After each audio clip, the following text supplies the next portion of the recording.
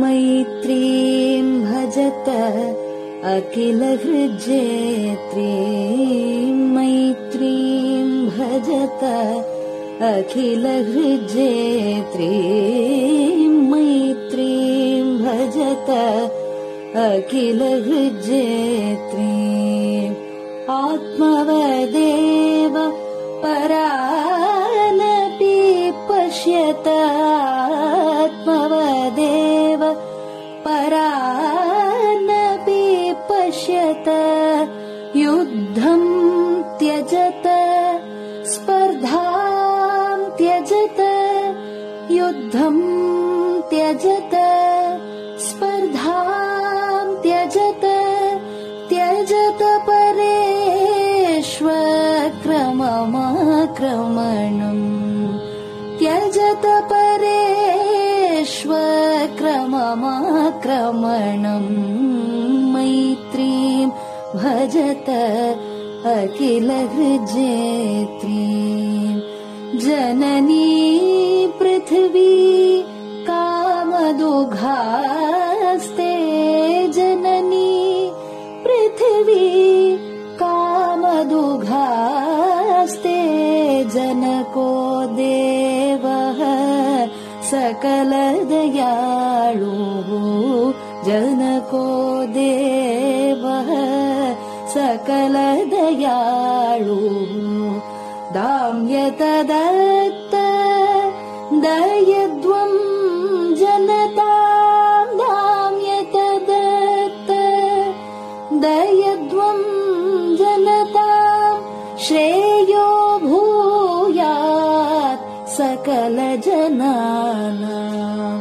श्रेयो भूयात् सकलजनानां श्रेयो भूयात् सकलजनानां श्रेयो भूयात् सकलजनानां श्रेयो भूयात् सकलजनानां.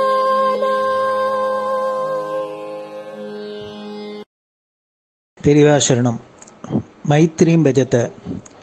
பாடியவர் குமாரி சிவஸ்ரீ ஸ்கந்தபிரசாத். பெரியவா சரணம். வணக்கம்.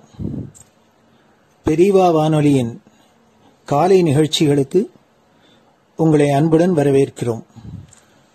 முதலில் பெரியவா சுப்பிரபாதம்.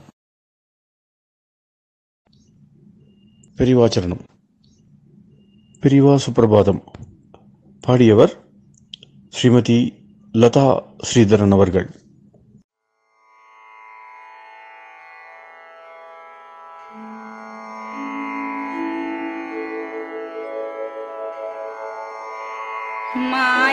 मायात्रियामासु निमीलिताक्षम् लोकत्रियामासु विनिद्रमेनम् लोकस्य रीत्या हि निबोधयामि साक्षात् गुरुं चन्दिरशेखरेन्द्रम् साक्षात् गुरुं चन्दिरशेखरेन्द्रम् प्रातः सरोजकुसुमानि विहाय निद्राम् बालारुणातपसुवर्णमयानि नित्यम् कूजन्मरालकलहं सरवैः स्तुवन्ति श्रीचन्द्रशेखर गुरो तव सुप्रभातम् श्रीचन्द्रशेखर गुरो तव सुप्रभातम् भृङ्गाश्च पीतमधुमत्तविलासिनिभिः युक्ताः सरोजवनजातसुरेणुपीताः त्वां स्तुवन्ति मधुरैः कलगुञ्जनैस्वैः श्रीचन्द्रशेखर गुरो तव सुप्रभातम् श्रीचन्द्रशेखर गुरो तव सुप्रभातम् ये लालवङ्गनवमालति मल्लिकाद्याः गन्धीनि नित्यममलानि लता सुमानि अर्चन्ति पल्लवकरैर्विनता गृहीत्वा श्रीचन्द्रशेखर गुरो तव सुप्रभातम् श्रीचन्द्रशेखर गुरो तव सुप्रभातम् तुभ्यं रसालकदलीपनसादिवृक्षा कूजन्द्विहङ्गनिवहैर्मधुरं स्तुवन्तः माद्वीकसङ्गमधुरं फलमुद्वहन्ति श्रीचन्द्रशेखर गुरो तव सुप्रभातम् श्रीचन्द्रशेखर गुरो तव सुप्रभातम् कावेरी वारिकृतमञ्जनपूतदेहा वेदादिमन्त्रनिवहैर्मुखरीकृताशा विप्रास्तुवन्ति सततं नतमस्तकात्माम् श्रीचन्द्रशेखर गुरो तव सुप्रभातम् श्रीचन्द्रशेखर गुरो तव सुप्रभातम् भक्ताश्च ते विहितकर्मचया विशुद्धाः भक्त्यार्जिताखिल विशिष्टफलैकहस्ताः त्वद्दर्शनमगकरं परिलब्धुकामाः श्रीचन्द्रशेखर गुरो तव सुप्रभातम् श्रीचन्द्रशेखर गुरो तव सुप्रभातम् भूत्यासि तेन वपुषा भुविशैव तत्त्वम् शक्त्यार्पितेन मनसा वरशाक्ततत्त्वम् नारायणेति वदता वदनेन विष्णोः तत्त्वं त्वया प्रकटितं तव सुप्रभातम् तत्त्वं त्वया प्रकटितं तव सुप्रभातम् स्वामिन् पदाब्जमधुपा इव भक्तलोकाः सेवां विधातुमधुना तव जागरूकाः उत्तिष्ठ पङ्कजपदानि निधाय भूमौ पूर्वं वदामि विनतस्तव सुप्रभातम् पूर्वं वदामि विनतस्तव सुप्रभातम् इत्यष्टकं शुभकरं कलिकल्मषग्नम् भक्तेन केनचिदहो परिजल्पितं च उत्थाय जल्पति नरो विनतः प्रभाते सन्मङ्गलानि लभते बहुधातिशीघ्रम् सन्मङ्गलानि लभते बहुधातिशीघ्रम् सन्मङ्गलानि लभते बहुधातिशीघ्रम्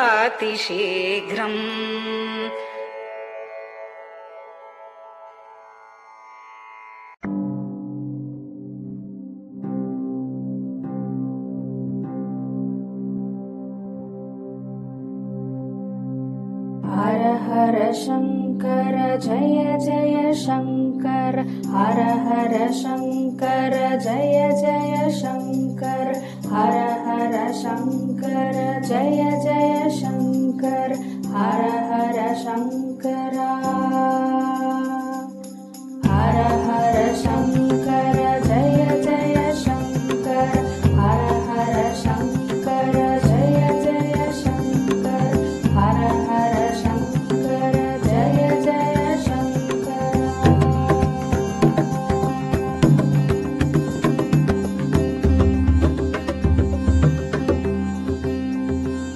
श्रुति स्मृति पुराणानां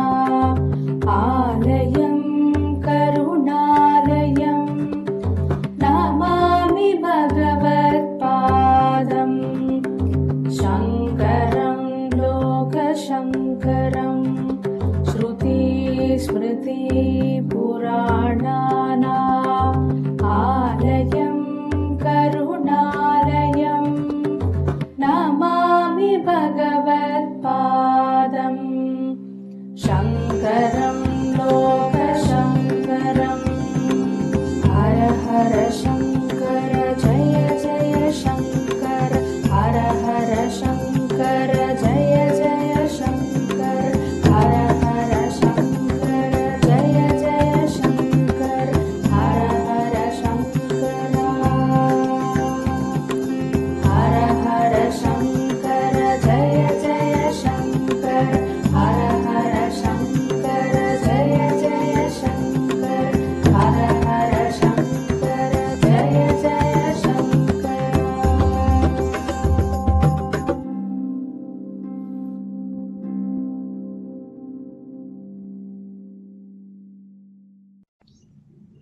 பெரிவாச்சரணம்.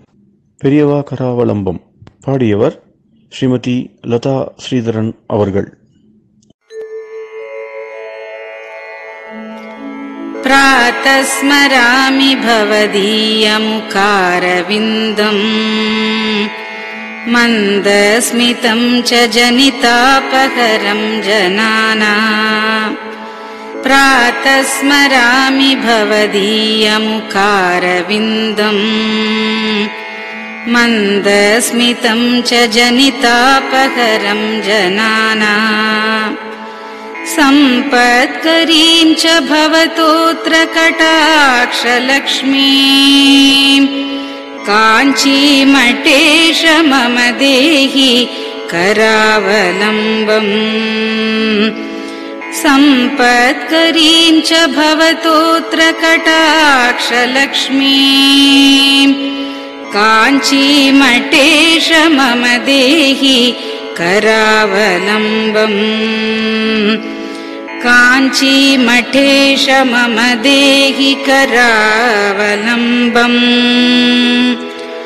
काञ्चीमठेश मम देहि करावलम्बम् काञ्चीमठेश मम देहि करावलम्बम् प्रातः स्मरामि कलिदोषहराणि यानि हृद्यानि दिव्यमधुराणि मनोहराणि प्रातः स्मरामि कलिदोषहराणि यानि हृद्यानि दिव्यमधुराणि मनोहराणि वाक्यानि तेऽध्यवदनाम्बुजनिर्गतानि काञ्चीमठेश मम देहि करावलम्बम् वाक्यानि तेऽध्यवदनाम्बुजनिर्गतानि काञ्चीमठेश मम देहि करावलम्बम् काञ्चीमठेश मम देहि करावलम्बम् काञ्चीमठेश मम देहि करावलम्बम् काञ्चीमठेश मम देहि करावलम्बम् वक्षस्थलं विमलहेम समानवर्णम् भस्माङ्कितं जनमनोहर कुङ्कुमाक्तम्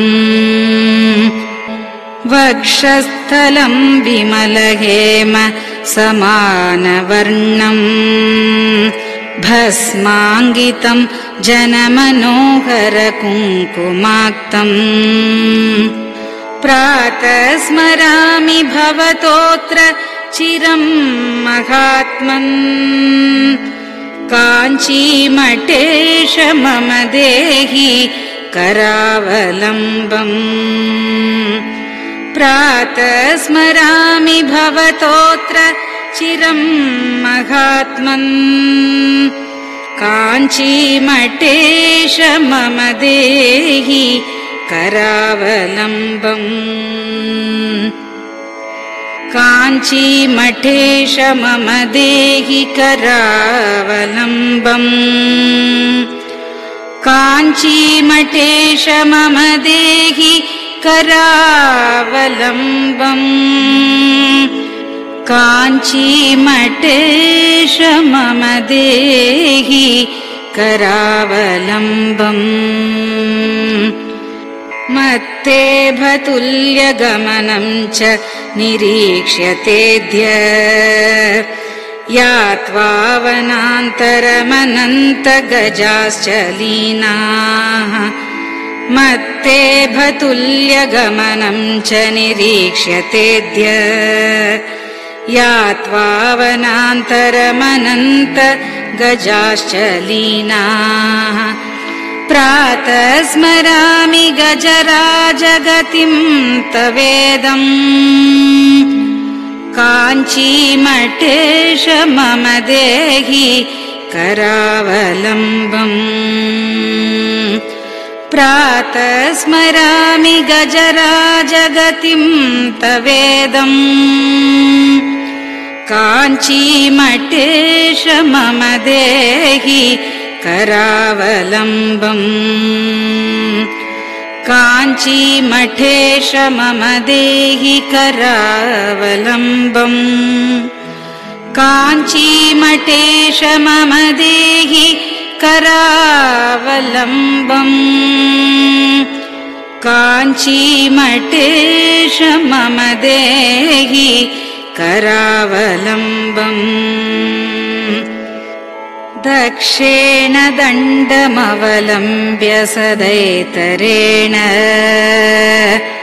हस्तेन चारुकलशं च विराजमानम् दक्षेण दण्डमवलम्ब्य सदैतरेण हस्तेन चारुकलशं च विराजमानम् रक्ताम्बरं च तव चारु कटिं स्मरामि काञ्चीमठेश मम देहि करावलम्बम् रक्ताम्बरं च तव चारु कटिं स्मरामि काञ्चीमठेश मम देहि करावलम्बम् काञ्चीमठेश मम देहि करावलम्बम् काञ्चीमठेश मम देहि करावलम्बम् काञ्चीमठेश मम देहि करावलम्बम् विस्मृत्य दोषमखिलं च ममापराधम् त्रातुं च याध्य भगवन् कृतबद्ध दीक्षा विस्मृत्य दोषमखिलं च ममापराधम् त्रातुं च याध्य भगवन् कृतबद्ध दीक्षा प्रातः स्मरामि यति पुङ्गवतेऽनुकम्पाम् काञ्चीमठेश मम देहि करावलम्बम् प्रातः स्मरामि यति पुङ्गवतेऽनुकम्पाम् काञ्चीमठेश मम देहि करावलम्बम् काञ्चीमठेश मम देहि करावलम्बम् काञ्चीमठेश मम देहि करावलम्बम् काञ्चीमठेश मम देहि करावलम्बम् प्रातः स्मरामि भवदीय पदारविन्दम् यस्मात् प्रयान्ति दुरितानि महान्ति तानि प्रातः स्मरामि भवदीय पदारविन्दम् यस्मात् प्रयान्ति दुरितानि महान्ति तानि आयान्ति तानि मुहुरुद्य सुमङ्गलानि काञ्चीमठेश मम देहि करावलम्बम् आयान्ति तानि मुहुरुद्य सुमङ्गलानि काञ्चीमठेश मम देहि करावलम्बम्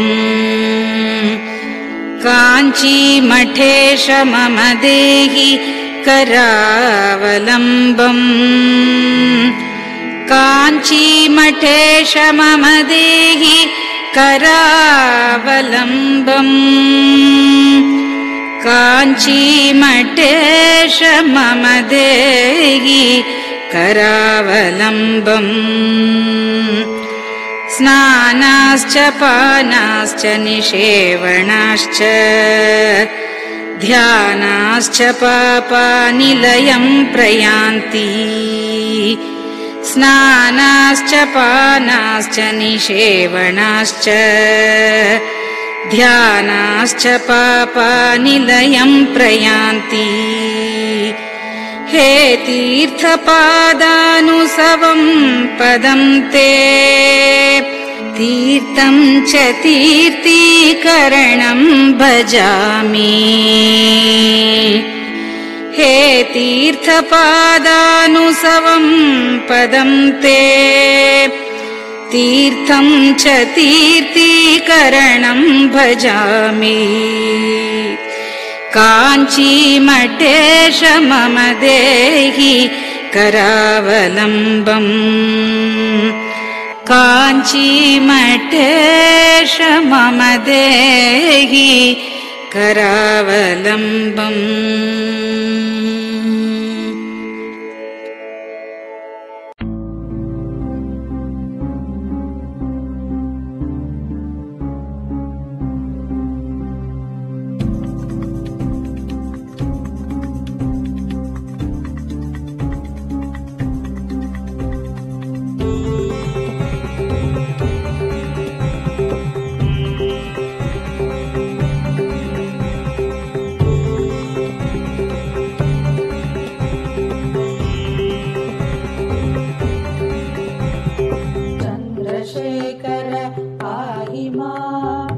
चन्द्रशेखर रक्ष मां चन्द्रशेखर पाहि मां जय चन्द्रशेखर रक्ष मां हर हर शम्भो शिव शिव शम्भो हर हर शम्भो शिव शिव शम्भो हर हर शम्भो शिव शिव शम्भो हर हर शम्भो शिव शिव शम्भो चन्द्रशेखर पाहि मां चन्द्रशेखर रक्ष मां चन्द्रशेखर पाहि मां जय चन्द्रशेखर रक्ष मां हर हर शम्भो शिव शिव शम्भो हर हर शम्भो शिव शिव शम्भो हर हर शम्भो शिव शिव शम्भो हर हर शम्भो शिव शिव शम्भो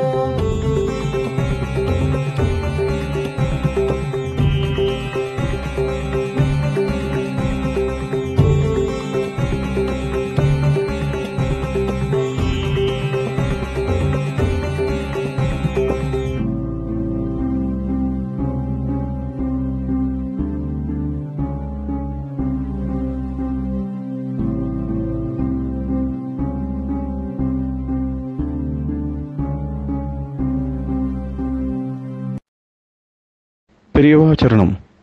நீங்கள் கேட்க இருப்பது பெரியவா குரல். மகா பெரியவா உபன்யாசங்களில் இருந்து சில பகுதிகள். நமः பார்வதி பதயே. ஒரு விசேஷம் எல்லா புஸ்தகங்களை காட்டிலும் அந்த பகவத்கீதைக்கு ஒரு கீர்த்தி அதிகமா ஏற்பட்டிருக்கு. இந்த மாதிரி ஞானத்தை உபதேசம் பண்ற புஸ்தகங்கள் எவ்வளவோ இருக்கலாம். பாரதத்திலேயே பார்த்தா இதே பாரதத்துல ரொம்ப இடங்கள்ல ஞானோபதேச கட்டங்கள் வருது. இன்னும் விஷ்ணு புராணாதிகள்ல ரொம்ப நிறைய ஸ்காந்தத்துல சூதசமிதியில சிவபுராணங்களையும் சரி, வைஷ்ணவ புராணங்களையும் சரி, சைவ புராணங்களையும் சரி ஞானோபதேச கட்டங்கள் நிறைய இருக்கு. என்ன ஆகவங்கள்லயும் அந்த மாதிரி ஞானோபதேசம் பண்ற இடங்கள் நிறைய இருக்கு. இருந்தாலும் அந்த மாதிரி இது ஒரு இதிகாசத்துள்ள ஒரு பாகம் தான் பகவத்கீதைங்கிறது.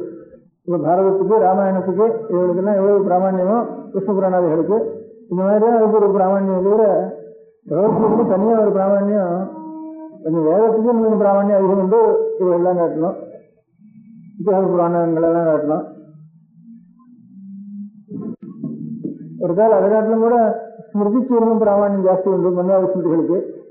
பாரதத்தை காட்டிலும் மன்வாத ஸ்மிருதிகளுக்கு இன்னும் பிராமணியம் அதிகம் உண்டு. மன்வாத ஸ்மிருதிகளை காட்டிலும் வேதத்துக்கு இன்னும் அதிக பிராமணியம் உண்டு. ஆக பிரமாணமான ஒரு நூல்ங்கிற பார்த்தோம்னா பகவத்கீதை அவ்வளவு பிரமாணமா எல்லாத்தையும் சத்தியா அவ்வளவு சொல்றவன் அவ்வளவு ஒரு பேர் வரத்துக்கு அப்படி ஒன்றும் காரணம் இல்லை. இந்த பிரமாண நூல்கள்ங்கிற முறையில வைதிக சம்பிரதாயத்துல பிரமாண நூல்ங்கிற முறையில பார்த்தா பாக்கி பாரத ராமாயண புராணம் எல்லாம் அப்படியோ அந்த மாதிரிதான் இந்த பகவத்கீதையும். அப்படி இருக்கிறப்போ ஆனா ஞானோபதேச கணக்கை பார்த்தோம்னா இதே மாதிரியே இன்னும் கூடன்னு குறைச்சணும். இதுக்கு குறவில்லாம எவ்வளவோ இடத்துல இப்ப சூரியசமிதோ விஷ்ணு புராணம் எல்லாம் நிறைய ஞானோபதேசம் கணக்கெல்லாம் இருக்கு. இதே மாதிரி சமப்பிரமாணமா இருக்க முடியாது நூல்கள்ல. அப்படி இருக்கிறப்போ இந்த பகவத்கீதை ஒரு புஸ்தகத்துக்கு மாத்திரம் இவ்வளவு சாதி, உபநிஷத்துக்கெல்லாம் கூட அவ்வளவு தேவை இல்லை. பகவத்கீதை எல்லாருக்கும் தெரியும்.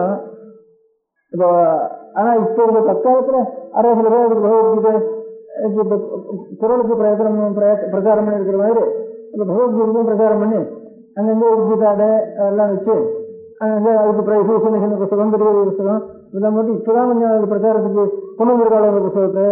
அதனாலதான் இப்போ அந்த புஸ்தகத்துக்கு அவ்வளவு பேர் இருக்கோம் அப்படின்னு ஒரு சந்தேகம் வரும். அப்படி சந்தேகப்படுறதுக்கு இடமில்லை. ஏன்னா பகவத்கீதைக்கு எவ்வளவு வியாக்கியானங்கள் ஆதி காலத்திலிருந்து ஆச்சாரியால் காலத்துக்கு கொஞ்சம் முந்தியோன்னு கூட சொல்லலாம். அசோக ஆச்சாரியால் அவரோட வியாக்கியானம் பண்ணியிருக்கார். இன்னும் காஷ்மீரத்தில் அநேகம் பேர் வியாக்கியானம் பண்ணியிருக்காரு.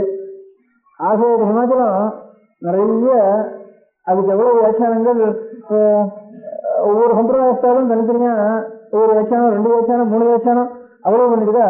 பெரிய புஸ்தகம் பகவத்கீதைக்கு இருக்கிற வியாக்கியானங்கள் எல்லாம் எடுத்து நிறைய வியாக்கியானால இந்த காலத்துல புதுசா அதுக்கு பேர் எடுப்பதுன்னு சொல்றதுக்கு இல்லை. பகவத்கீதைக்கு ரொம்ப நாளாவே குறைஞ்சு இப்ப நம்ம தேசத்துல மாத்திரம் இல்லை, இன்னும் பகவத்கீதையினுடைய காப்பி இப்ப ஜாவாவில ஒரு 700 வருஷமா நமக்கும் ஜாவாவுக்கும் அந்த ஊர்ல சாஸ்திரம் இருக்கு, புத்தகம் இருக்கு, நமக்கு தெரியாது. நம்ம ஊர்ல சாஸ்திரம் இருக்கு, இப்படி ஊர் இருக்குன்னு அவளுக்கு தெரியாது.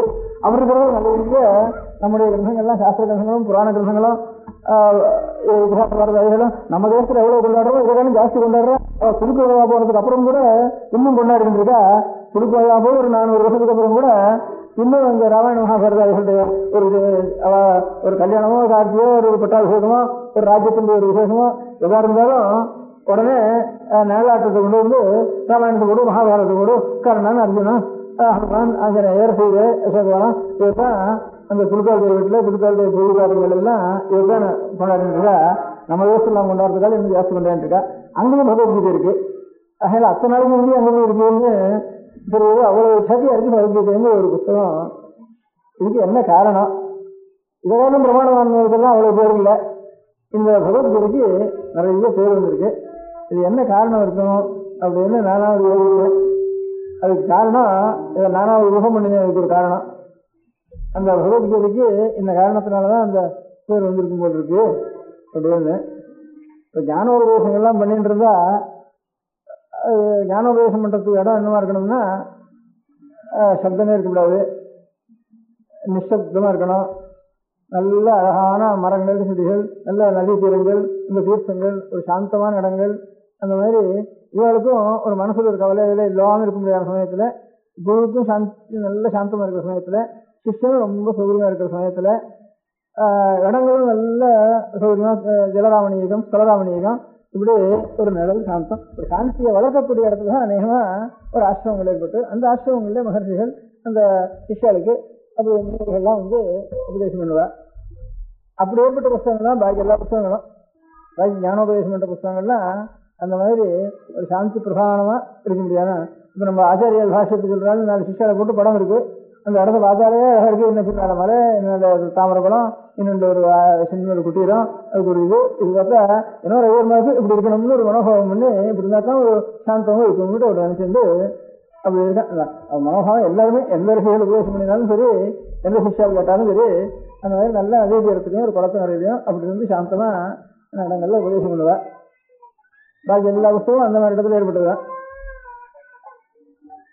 இந்த பகவத்கீதைக்கு மாத்திரம் விசேஷம், அடுத்த க்ஷணம் நம்ம தலையிருக்கோ, மூக்கு இருக்கோ, காது இருக்கோ, வெயில் இருக்கோ சந்தேகமா இருக்க முடியாத சமயத்துல ஞானோபதேசம் பண்ணிட்டு ஒரு மழை பெஞ்சா இருந்து விடுவோம் எல்லாரும். ஆனா 2 கல்லு விழுந்தானா அதுக்கு மேலே இருந்து விடுவோம். அவன் என்ன பண்ணா, கல்லு மாத்திரம் இல்லை, தன்னுடைய உயிர் எது வேணாலும் சரி, இது பேசிட்டே இருக்கப்போ தலையிருக்கு போறதோ காலுக்கு போறதோ அப்படின்னு சந்தேகம், அப்படி இருந்தாலும் அதெல்லாம் தூரத்தில் இருக்கட்டும் அப்படின்னுட்டு உயிர் எப்படி போனாலும் சரி, உயிரோ சரீரமோ இது எல்லாத்தையும் காட்டிலும் நமக்கு ஞானத்தை நாம் தர வேண்டியதான் முக்கியம். என்ன அடுத்த க்ஷணம் உயிர் போறதா இருந்தாலும் சரி, அதுக்குள்ள 2 க்ஷணம் இருந்தாலும் அடுத்த க்ஷணத்துக்குள்ள என்ன காரியம்னா ஞானத்தை நாம் அடைய வேண்டியதான் முக்கியம் அப்படின்னு நினைச்சுட்டு அப்ப ஏற்பட்ட ஒரு ரணகளத்துல, ரணகளம்னு ரணம்னா யுத்தத்துக்கு யுத்த களம்னு சொல்லுது, ரணகளம். அந்த மாதிரி ரணகளத்துல கிருஷ்ணனா இருக்க போறாரோ, அர்ஜுனனா இருக்க போறாரோ, எவன் இருக்க போறாலும் தேர்தா இருக்க போறதோ அப்படின்னு அந்த மாதிரி சந்தேகத்துல அப்ப இதெல்லாம் உயிரெல்லாம் காட்டிலும் ஞானம் தான் நமக்கு பெருசு, எது போனாலும் போட்டோம் அப்படின்னுட்டு அதுக்கு 2 க்ஷணம் இருந்தாங்க. 2 க்ஷணத்துக்குள்ள நம்ம எத்தனை ஞானம் சம்பாதிக்க முடியும் அவ்வளவு ஞானத்துக்குள்ள சம்பாதிச்சிருவோம், கேள்வி கேட்டு நம்மளோட சந்தேகம் நிறுத்தி பண்ணிட்டு அப்படின்னுட்டு எனக்கு தத்துவம் தான் தெரியணும். சாகிமாம் துவாம் பிரபன்னம் எஸ்யாத் நிச்சிதம் பூஹிதமே சிஷ்யஸ்தேகம் சாகிதான் சுவாபனம்னுட்டு அந்த க்ஷணத்துல ஒரு சிஷ்யனா இருந்து ஒரு குருவை இவன்றது பெரிய துக்கமோ நிறைய ஒரு பயமோ இருந்து கூட சரியவே போக போறதோன்னு மரணம் நிச்சயமா எதிர்க்க நின்று இருக்கு அப்படிங்கிற சமயத்துல கூட எல்லாத்தையும் எது வந்தாலும் வரட்டும், அதை காட்டிலும் நாம் முன்னேறிய வேண்டியதுதான் நம்முடைய காரியம்னு நினைச்சு ஏற்பட்ட இடத்துல ஒரு உற்பத்தி ஆனதுனால அந்த பகவத்கீதை எல்லா விஷயத்தை காட்டிலும் அதுக்கு ஒரு கீர்த்தியும் ஒரு விசேஷம். அந்த மாதிரி வைராக்கியங்கிறது உண்மையான வைராக்கியம்னு ராகம்னா ஆசை இல்லாதுன்னு அர்த்தம். உயிரிலேயே ஆசை இல்லை, உடம்புலாம் ஆசை இல்லை, உண்மையான உடலுக்குலாம் ஆசை. அப்படிங்கிறதுனால ஏற்பட்ட நிரூபணத்தோட ஏற்பட்ட ஒரு புத்தகம் பகவத்கீதை. அதனாலதான் இதுக்கு இவ்வளவு பேர் வந்துருக்குன்னு நானா ஒரு ஊகம் பண்ணிட்டேன். அந்த பகவத்கீதைக்கு கம்மி தான் தீபாவளின்னு நினைச்சேன். பகவத்கீதைக்கும் தீபாவளிக்கும் சம்பந்தம் இல்லையே, அது ஞானம் இதுன்னுட்டு நாளைக்கு வரப்போது தீபாவளி, தீபாவளியும் பகவத்கீதைக்கு தம்பின்னுட்டு நினைச்சிருந்தேன். புஸ்தகத்தில் எப்படி பகவத்கீதை ரொம்ப சாத்தி கிடையாதோ அந்த மாதிரி எல்லாரும் பண்றது தீபாவளி தெரியாத இந்தியாவில் ஒருத்தன் இருக்க மாட்டான் உலகத்துல. ஒரு வண்டியை ஒருத்தனுக்கு தெரியும், ஒரு வண்டிக்கு தெரியாது, வடக்கு தெரியாது, கிழக்கு தெரியும், கிழக்கு தெரியாது, ஒரு ஜாதிக்கு தெரியும், இந்த ஜாதிக்கு தெரியாது, அப்படியே அநேக வண்டிகள் இருந்துருக்கும். இந்த தீபாவளி பண்டிகை மாத்திரம் ஆரிய ஹிமத்பருவத்தினுடைய வண்டிகள் இருந்தாலும் சரி, என்னென்ன மலையாளத்தில் இருந்தாலும் சரி, கன்னியாகுமரியில் இருந்தாலும் சரி, இந்த தீபாவளி மாத்திரம் தெரியாதவன் உலகத்திலே கிடையாது. இப்போ ஓணம்னு மலையாளத்தில் பண்ணா நமக்கு ஓணம்னா என்னடான்னா நமக்கு தெரியவே தெரியாது. இங்கே இருந்து ஓணம்னா அதுக்கு அர்த்தமே தெரியாது, ஓணத்துக்காலும் தெரிய கிடையாதுன்னுட்டு விஷுக்கணின்னு ஒன்று வச்சுட்டு இருக்கான் மலையாளத்தில், நமக்கு அதுன்னுட்டு நமக்கு அதெல்லாம் தெரியவே தெரியாது. ஹோலின்னு அங்கே வடக்கணுமா சொல்கிறா, எல்லாரும் எடுத்து என்ன சாய தண்ணி எடுத்து ஒருத்தர் அடிச்சுக்கிறது, போட்டு எடுக்கிறது, போட்டாடுறது, கும்மாளம் போடுறது, அது பண்ணிட்டு இருக்கா. நம்ம ஊரில் அது என்னென்ன என்னைக்கு என்ன சமாச்சாரம் என்னதுக்காக பண்ணுறது ஒன்றுமே தெரியாது நம்ம ஊரில். இப்படி ஒவ்வொரு ஊரில் ஒவ்வொன்றும் முக்கியமாக இருக்குது. அதே மாதிரி சில ஜாதிகளில் சில பண்ணுறா, இன்னும் சில ஜாதிகளுக்கு ஒரு ஊரில் இருக்கிற வேலையே சில ஜாதிகளுக்கு ஒரு பண்டிகை உண்டு, இன்னும் சில ஜாதிகளுக்கு அந்த பண்டிகை தெரியாது. அப்படி அநேக பண்டிகைகள்லாம் இருக்குது. இந்த தீபாவளி ஒன்று தான் நம்மளோட எந்த இப்போ நம்ம நாட்டில் புதுசாக வந்த மதங்களை தவிர பாக்கி நம்ம நாட்டில் இருக்க முடியாத ஒரு 1000 வருஷத்துக்கு முந்தி நம்ம நாட்டில் இருக்கிற அத்தனை பேரும் சரி, ஜெயினோ பௌத்தனோ எவனாக இருந்தாலும் சரி, நம்ம நாட்டில் பிறந்தோம் அத்தனை பேருக்கும் புதுசாக இன்னொரு தேசத்துலேருந்து தூக்கிட்டு வந்த மதங்களை தவிர பாக்கி நம்ம நாட்டில் இருந்த ஆளுக்கு முழுக்க தீபாவளி மாதம் தெரியாதா கிடையாது. அது கொஞ்சம் கொஞ்சம் ஒன்றா தீபாவளிக்கு இங்கே வடக்கு வைக்கிற வழக்கம் இல்லை. மடத்தில் நான் வடக்க பார்த்துட்டு இங்கே தீபாவளின்னு பேரும் இருக்குன்னு 20 வருஷம் 20 வருஷமா வளர்க்கு அப்படின்னு சொல்லி வச்சிருக்கேன். இந்த பட்டாசு வெடிக்கிறதுனா இங்க பட்டாசு வெடிக்கிறது ஏதோ இப்ப கார்த்திகை வந்துட்டுதா அவளுக்கு கார்த்திகை வந்து இது கார்த்திகை கிருஷ்ணமோ இது காசியில எல்லாம் பூர்ணிமாந்த மாசம் இல்லையா இப்ப கார்த்திகை கிருஷ்ணன் தான். அகில இந்த கார்த்திகை தீபாவளி அன்னைக்கு கங்கையில கணக்கு வழக்கு இல்லாம அகலை ஏற்றி ஜொன்னைகளை ஏற்றி விட்டுட்டு இருப்பா. இன்னைக்கு கங்கை கரை முழுக்க தீபம் வைக்கிறதோட கூட கங்கையிலையும் கணக்கு வழக்கு இல்லாம போயிட்டு இருக்கோம். இப்ப கார்த்திகை தான் வேறு வாழ்க்கை கார்த்திகை ஸ்நானம் வந்துட்டு இருக்கோம். இந்த போன பூர்ணிமையிலேருந்து கார்த்திகை வந்துட்டு பூர்ணவாசின்னு சொல்றோம் இல்லையா.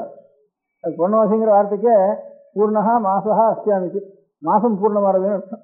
அதனால பூர்ணமியிலேருந்து தான் பூர்ணிமை வரைக்கும் ஒரு மாசம். நமக்கெல்லாம் அமாவாசையிலேருந்து அமாவாசை மாசம் இந்த சாந்திர மாசம் வச்சுட்டு இருக்கோம். அவளுக்கு பூர்ணிமையிலேருந்து பூர்ணிமை மாசம் அவாசாந்திரமானம் வச்சுட்டு இருக்கா வடக்க. எப்படி இருந்தாலும் இந்த தீபாவளி இன்னைக்குதான். இந்த தீபாவளிங்கிறது இதுவும் பகவத்கீதைக்கு தம்பின்னு வச்சுருக்கேன். இவ்வளவு பேர் இருக்கிறதுனால பாக்கி இதை காட்டிலும் எவ்வளவோ வசந்த சௌதமான கர்மாக்கள்லாம் இருக்கு, பாக்கி இருக்க முடியாத அனுஷ்டானங்கள்லாம் இருக்கு. அது எல்லாத்தையும் காட்டிலும் சுவாமி பிறந்த நாள்லாம் இருக்கு, சுவாமி அவதாரம் பண்ணி நாள்லாம் இருக்கு, தர்மசாஸ்திரத்தில் சொன்ன புண்ணியகாலங்கள்லாம் இருக்கு, வேதத்தில் சொன்ன புண்ணியகாலங்கள்லாம் இருக்கு, அவ்வளோதான் புராணங்கள் பகவத் அவதாரங்கள் இருக்கக்கூடிய புண்ணியகாலங்கள்லாம் இருக்கு. அது எல்லாத்தையும் காட்டிலும் இந்த இது மாத்திரம் ரொம்ப பெருசா எல்லாருக்கும் தெரிஞ்சது இந்த தீபாவளிங்கிறது ஒன்று. இந்த தீபாவளிக்கு இவ்வளவு பேர் இருந்ததுனால அப்படின்னுட்டு அதுவும் இப்படி அதனால இந்த பகவத்கீதை மாதிரி தான் அதுக்கும் தீர்மானம் பண்ணுங்க. அது அவனும் தான் பிராக் ஜோதிஷபுரம்னுட்டு அஸ்ஸாம் கிட்ட ஒரு ஊர் இருந்துதான். அந்த ஊர்ல இதுதான் பௌமன்னு அவனுதான் நரகாசுரம்னு பேர். அவனுக்கு அந்த ஊர்ல ரொம்ப வியாபகமா இருந்தான். அவன் ரொம்ப அநேக சிரமங்கள் படுத்திட்டு இருந்தான். எல்லாரையும் சக்தி வந்துட்டு தபஸ் பண்ணினா வரம் கிடச்சி வச்சு அது தாமசமான வரமா வாங்கிட்டு எல்லாரையும் ஹிம்சை பண்றதுக்கு லோகத்தில் இருக்கிற ராஜ்யத்தில் இருக்க முடியாத அத்தனை பேரையும் உண்டு. அநேக ஸ்திரீகளுக்கு ஹிம்சையும் அநேக குழந்தைகளுக்கு ஹிம்சை, பெரியவாளுக்கு ஹிம்சை, தபஸ் பண்றவாளுக்கு ஹிம்சை, இப்படிலாம் பண்ணிட்டு எல்லாத்தையும் ஊர்ல கொண்டு வச்சுட்டு இவ்வளவு கஷ்டங்கள்லாம் படிச்சுட்டு இருந்தான். லோக கண்டகனா இருந்தான். அது தெரிஞ்சு பகவான் அவனை போய் அவன் ரொம்ப அத்தனை கோட்டை அந்த கோட்டை இந்த கோட்டைன்னு ஒவ்வொரு அக்னி கோட்டை, நெருப்பு கோட்டை, ஜலக்கோட்டை, எப்படி ஒவ்வொரு பூதங்கள்னாலையும் ஒரு கோட்டைகளை கட்டிட்டு அங்கிட்ட வராமல் இருக்க முடியா. கிருஷ்ண பகவானுக்கு கூட அங்கிட்ட போய் அவனால முடியாதுன்னு சந்தேகப்பட முடியாத ஒரு அவ்வளவு பந்தோபஸ்தில் இருந்தான் அவ்வளவு சக்தியோட. அப்புறம் சுவாமி போய் அந்த நோய் யுக்தி பண்ணி அவதாரம் பண்ணினாள். அதுக்கு தகுந்த யுக்திகளை தான் பண்ணி அங்கே போய் அவனை சம்ஹாரம் பண்ணினான். சம்ஹாரம் பண்றப்போ அவனுடைய தாயார் பூமிதேவின்னு சொல்றது, பூமிதேவியுடைய அவதாரம் பூமிதேவின்னு சொல்றது. அவன் பகவானை பார்த்த உடனே அவளுக்கு தன் புள்ள மறந்து போனதோ, மறிச்சு போனதோ, புள்ள சாரதோ, அவனை கொலை பண்றதோ, இது எல்லாமே பகவான் தரிசனம் நமக்கு கிடைச்சது. இது பிள்ளைன்னா ஒரு 100க்கும் பிள்ளை வருது, உள்ள போறது அப்படின்னு இது ஒரு பக்கம் இருக்கட்டும் அப்படின்னுட்டு பிள்ளையினுடைய ஒரு இதை கூட புத்திரசோகத்தை காட்டிலும் மாதாவுக்கு வேற ஒண்ணுமே, ஸ்திரீகளுக்கு அதை காட்டிலும் துக்கங்கிறது வேற ஒண்ணுமே கிடையாது. பர்த்தா போறான்னா தனக்கு ஒரு இது வரைக்கும் இருக்க சௌகரியங்கள் குறைஞ்சுங்கிற ஒரு லௌகிக துக்கமும் அதில் சேர்ந்துருக்கு. பக்தியோட கூட பக்தி வாழ தவிர லௌகிகமா நாம் நம்ம இனிமேல் ரட்சிக்கிறதுக்கு ஒத்துரும் இல்லையே அப்படிங்கிறது ஒரு இன்னும் இல்லைன்னா அநேக அபசகுணமாயும் அசுகமாயும் இப்படிலாம் ஒரு நிலைமை வருது நமக்கு. அப்படிங்கிற ஒரு துக்கத்தோட தனக்கு ஒரு சௌகரியக்குறை ஏற்படுறதேங்கிறதும் சேர்ந்து இருக்கு அந்த துக்கத்துல பக்தியோட கூட. புத்திரவரணத்துல அதெல்லாம் ஒண்ணுமே இல்லை. சின்ன குழந்தை போனா கூட அது தாங்க முடியாத புத்திரசோகம். அதுலயும் எத்தனை கொஞ்சம் கூட வயசாகிறதோ அத்தனை புத்திரசோகம் தாங்காது. இப்படி லோகத்துல முழுக்க பெரிய சக்கரவர்த்தி மாதிரி இருந்து எல்லாம் கிடுகிடுன்னு உலகமே எடுக்க முடியாதான் ஒரு ராஜ்யபாரம் பண்ணிட்டு இருந்த ஒரு பையன், ஒரு புத்திரன் அவனுக்கு போனாங்கிறது கூட நினைச்சானே. பகவானுடைய கையால அவனுக்கு அவனுக்கு மோட்சம் ஏற்பட்டுதுன்னு, பகவானுடைய கையால மோட்சம் ஏற்பட்டும் அவனுக்கு சரி. நமக்கு பகவானுடைய எந்த புண்ணியம் பண்ணுமோ, பாவம் பண்ணதுனால பகவான் தாரோ புண்ணியம் பண்ணதுனால பகவான் தாரோ தெரியல. பாவம் பண்றதுனால பெரிய தப்பு பண்றதுனால பகவான் வர, அது ரொம்ப புண்ணியம் பண்ணினால்தான் பகவான் வருவார், ரொம்ப பாவம் பண்ணினாலும் பகவான் சொருபம் இருக்கு. அதனால அப்பேற்பட்டது நான் பண்ணின புண்ணியமோ பாவமோ அதுவே தெரியலையே நமக்குன்னு அவன் நினைச்சுட்டு உடனே ஒரு பிரார்த்தனை பண்ணிட்டா, இது இருக்கட்டும் என் பிள்ளை போனது என் புள்ள போனதுனால வந்து ஒருத்தருக்கும் துக்கம் இருக்கக்கூடாது லோகத்துல. இவ்வளவு பெரிய சக்கரத்துக்கு போனானா இன்னைக்கு மாத்திரம் இல்லை, என் புள்ள போனதுனால உங்க பகவானால அவனுடைய கை கிடைச்சது. அதை காட்டிலும் உத்தமமான மங்களம் கிடையாது, அப்பேரோட மோட்சம் கிடைச்சது. அந்த நாளை வந்து எல்லாருக்கும் உலகத்துல ஞாபகம் இருக்கிறதுக்கு அந்த நாள்ல இங்க யாரு வந்து அன்னைக்கு எண்ணெய் சேர்த்துக்கிறாளோ, எண்ணெய் எங்கேயானு சேர்த்து விளாடான்னு செத்துக்கணும். இன்னைக்கு எம்புள்ள போன இன்னைக்கு எல்லாரும் எண்ணெய் சேர்த்துக்கணும், எல்லாரும் ஒரு முழுக்க வளர்த்து வைக்கணும், தீபாவளி வைக்கணும், எல்லாரும் புது வஸ்திரம் கட்டிக்கணும், எல்லாரும் விசேஷமா விருந்து கொண்டாடணும் அப்படின்னுட்டு இப்படி ஒரு பிரார்த்தனை அவ பண்றதுக்கு ஆரம்பிச்சா. அப்படின்னு ஒரு வருஷம் இருக்கு. நரகாசுரனே கேட்டுட்டான். நான் சித்து போற காலத்துல அவனே வந்து என்னுடைய உங்க கையால கிடைச்சது எனக்கு. அதனால இந்த தினம் லோகத்துல ஆறாறு வந்து எண்ணெய் சேர்த்துக்கிறாளோ, ஆறாறு வந்து ஒரு எண்ணெயிலையான ஸ்நானம் பண்றாளோ, அவளுக்கெல்லாம் இந்த கங்கை இல்லாத இடத்துல கூட எந்த ஊர்ல எந்த தினம் இருந்தாலும் அவளுக்கு கங்கையாகணும். அன்னைக்கு கங்கையினுடைய பவித்திரத்தை எவ்வளவோ புண்ணியம் எவ்வளவோ அவளுக்கு புண்ணியம் அவளுக்கு கிடைக்கணும். ஆறாறு என்னுடைய தினத்துல சந்தோஷம் கொண்டாடுறாளோ அவளுக்கு சந்தோஷம் மாத்திரம் இல்லை, இப்போ சந்தோஷம்னா வெறும் கொண்டாட்டத்தில் சேர்ந்தது இல்லை, அவளுக்கெல்லாம் அவளுக்கு புண்ணியம் கிடைக்கணும். அதே மாதிரி ஆறாறு என்ன சேர்த்துக்கிறாளோ அவளுக்கெல்லாம் மகாலட்சுமியினுடைய அபிவிருத்தி வேணும். இந்த தீர்த்தத்துல தைலே லட்சுமீர் ஜலே கங்கா தீபாவளியாம் சதுர்தசின்னுட்டு ஒரு இந்த துலாகாவேரி மகத்துவத்துல இந்த தீபா 30 நாளும் 30 அத்தியாயம் இருக்கு. இந்த ஒவ்வொரு நாளும் ஒவ்வொரு மாசத்துக்கும் புராணங்கள் இருக்கு, மகாத்மியங்கள் இருக்கு. சைத்திர மகாத்மியம், வைசாக மகாத்மியம், கார்த்திகை மகாத்மியம், இந்த மாதிரி ஒவ்வொரு இதுலையும் துலா மாசத்துக்கும் மகாத்மியம் இருக்கு. துலா மாசத்து மகாத்மியங்களுக்கு காவேரியினுடைய துலா காவேரியினுடைய துலா மாசத்துல காவேரி ஸ்நானம் பிரதானமானதுனால காவேரி மகிமை சொல்லுது. அதுல ஒவ்வொரு தேதிக்கும் 30 அத்தியாயத்துல 30 நாள் படிக்க முடியாது, 30 அத்தியாயம் இருக்கு. அந்த 30 அத்தியாயத்துல ஒவ்வொரு அத்தியாயத்திலையும் ஒண்ணு வருது. அதுல இந்த அமாவாசை அன்னைக்கு தீபாவளி அமாவாசையும் அநேகமா துலா மாசத்துல சேர்றதுனால இந்த தீபாவளி அமாவாசையுடைய மகிமை வருது. அப்போ இந்த மாதிரி பிராக்திகத்துல இது பாகவத்திலையும் இருக்கு, அவனை நரகாசுரனை சம்ஹாரம் பண்ணுங்கிறது எல்லா புராணங்களையும் இருக்கு. அதுல இந்த துலா புராணத்துல வந்து அதை சேர்க்கிற காலத்துல இந்த மாதிரி தைலே லட்சுமி ஜலகங்கான்னுட்டு எந்த ஜலத்துல இருந்தாலும் அங்க கங்கையினுடைய சாநித்தியம் இருக்குன்னுட்டு அதுல கங்கையே வந்து துலா மாசத்துல வந்து கங்கையினுடைய மகிமையும் சேர்ந்து காவேரியில் வருதுங்கிறதுனால எல்லாரும் ஸ்நானம் பண்றதுனால இந்த தீபாவளியில எண்ணெய் தேய்ச்சிட்டு உடனே காவேரி ஸ்நானம் பண்ணணும் அப்படின்னு துலா காவேரி சொல்றதுக்காக இது கொண்டு போய் இந்த சரித்திரங்களை சொல்லி இந்த ஸ்லோகம் இருக்கு. எண்ணெயில முழுக்க மகாலட்சுமி இருக்கா. அதனால எண்ணெயில் இருக்க முடியாத மகாலட்சுமி யாரார் அன்னைக்கு எண்ணெய் சேர்த்துக்கிறாளோ எல்லா சன்னியாசத்துலையும் சொல்லியிருக்கு. வானப்பிரசனோ சன்னியாசியோ எல்லாத்தையும் விட்டவனோ எல்லாரும் எண்ணெய் சேர்த்துக்கணும்னு சொல்லியிருக்கு. அன்னைக்கு மாத்திரம் ஒவ்வொரு வர்ணத்தையும் சொல்லி ஒவ்வொரு ஆசிரமத்தையும் சொல்லி எல்லாரும் எந்த விதைக்கு சரியா இருந்தாலும் பாக்கி இருக்க முடியாத வருஷாங்கம் எதா இருந்தாலும் அந்த வருஷக்கள்லாம் நிறுத்தி பண்ணிட்டு தீபாவளி அன்னைக்கு எண்ணெய் தேய்ச்சிருந்தாகணும் அப்படின்னு சொல்லியிருக்கு. எண்ணெய் தேய்ச்சிக்கிறதும் இந்த வப்பனம் பண்ணிக்கிறதும் இந்த சங்கவ காலத்துல தான் பண்ணணும்னுட்டு, சங்கவ காலத்துக்கு முந்தி பண்ணக்கூடாது.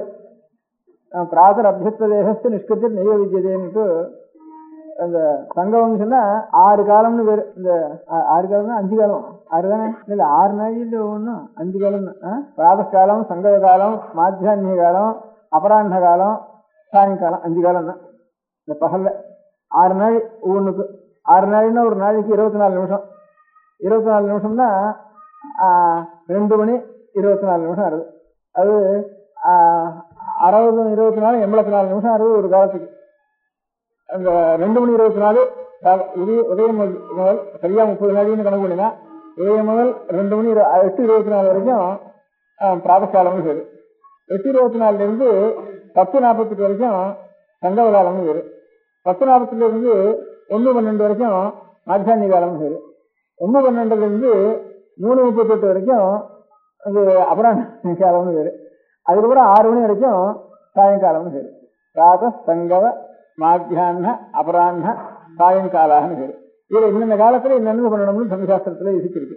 அதுல இந்த அபியங்கம்னா என்ன சேர்த்துக்கிறது, க்ஷௌரம், இது ரெண்டும் இந்த ஹோமங்கள் பிராயஷ்சித்தங்கள் இதெல்லாம் சங்கவ காலத்துல பண்ண வேண்டிய காரியம்.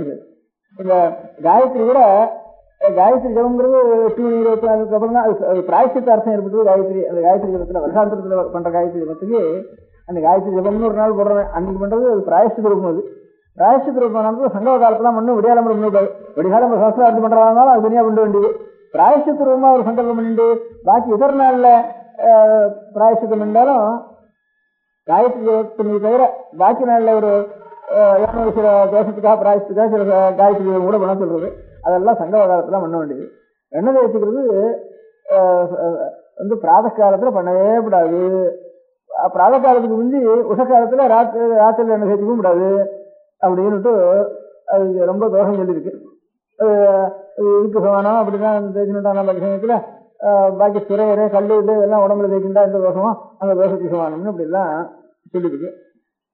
அப்படி இருந்தாலும் இதுக்கு விசேஷ இது இன்னைக்கு அவன் எப்படி உனக்கு நீ கேட்டு அவன் பிரார்த்திக்கின்றதுனால இந்த உஷக்காலத்திலேயே பண்ணிக்கணும். அது நேரம் விபரீதமா இப்போ ஒரு பசுவை கூட நம்ம ஒரு பிராணியை கூட கொல்லப்படாது.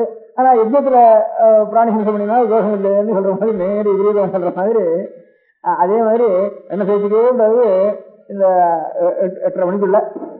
ஆனாலும் இந்த இதன்னைக்கு அன்னைக்கு உஷக்காலத்தில் தேய்ச்சிட்டு ஆகணும்.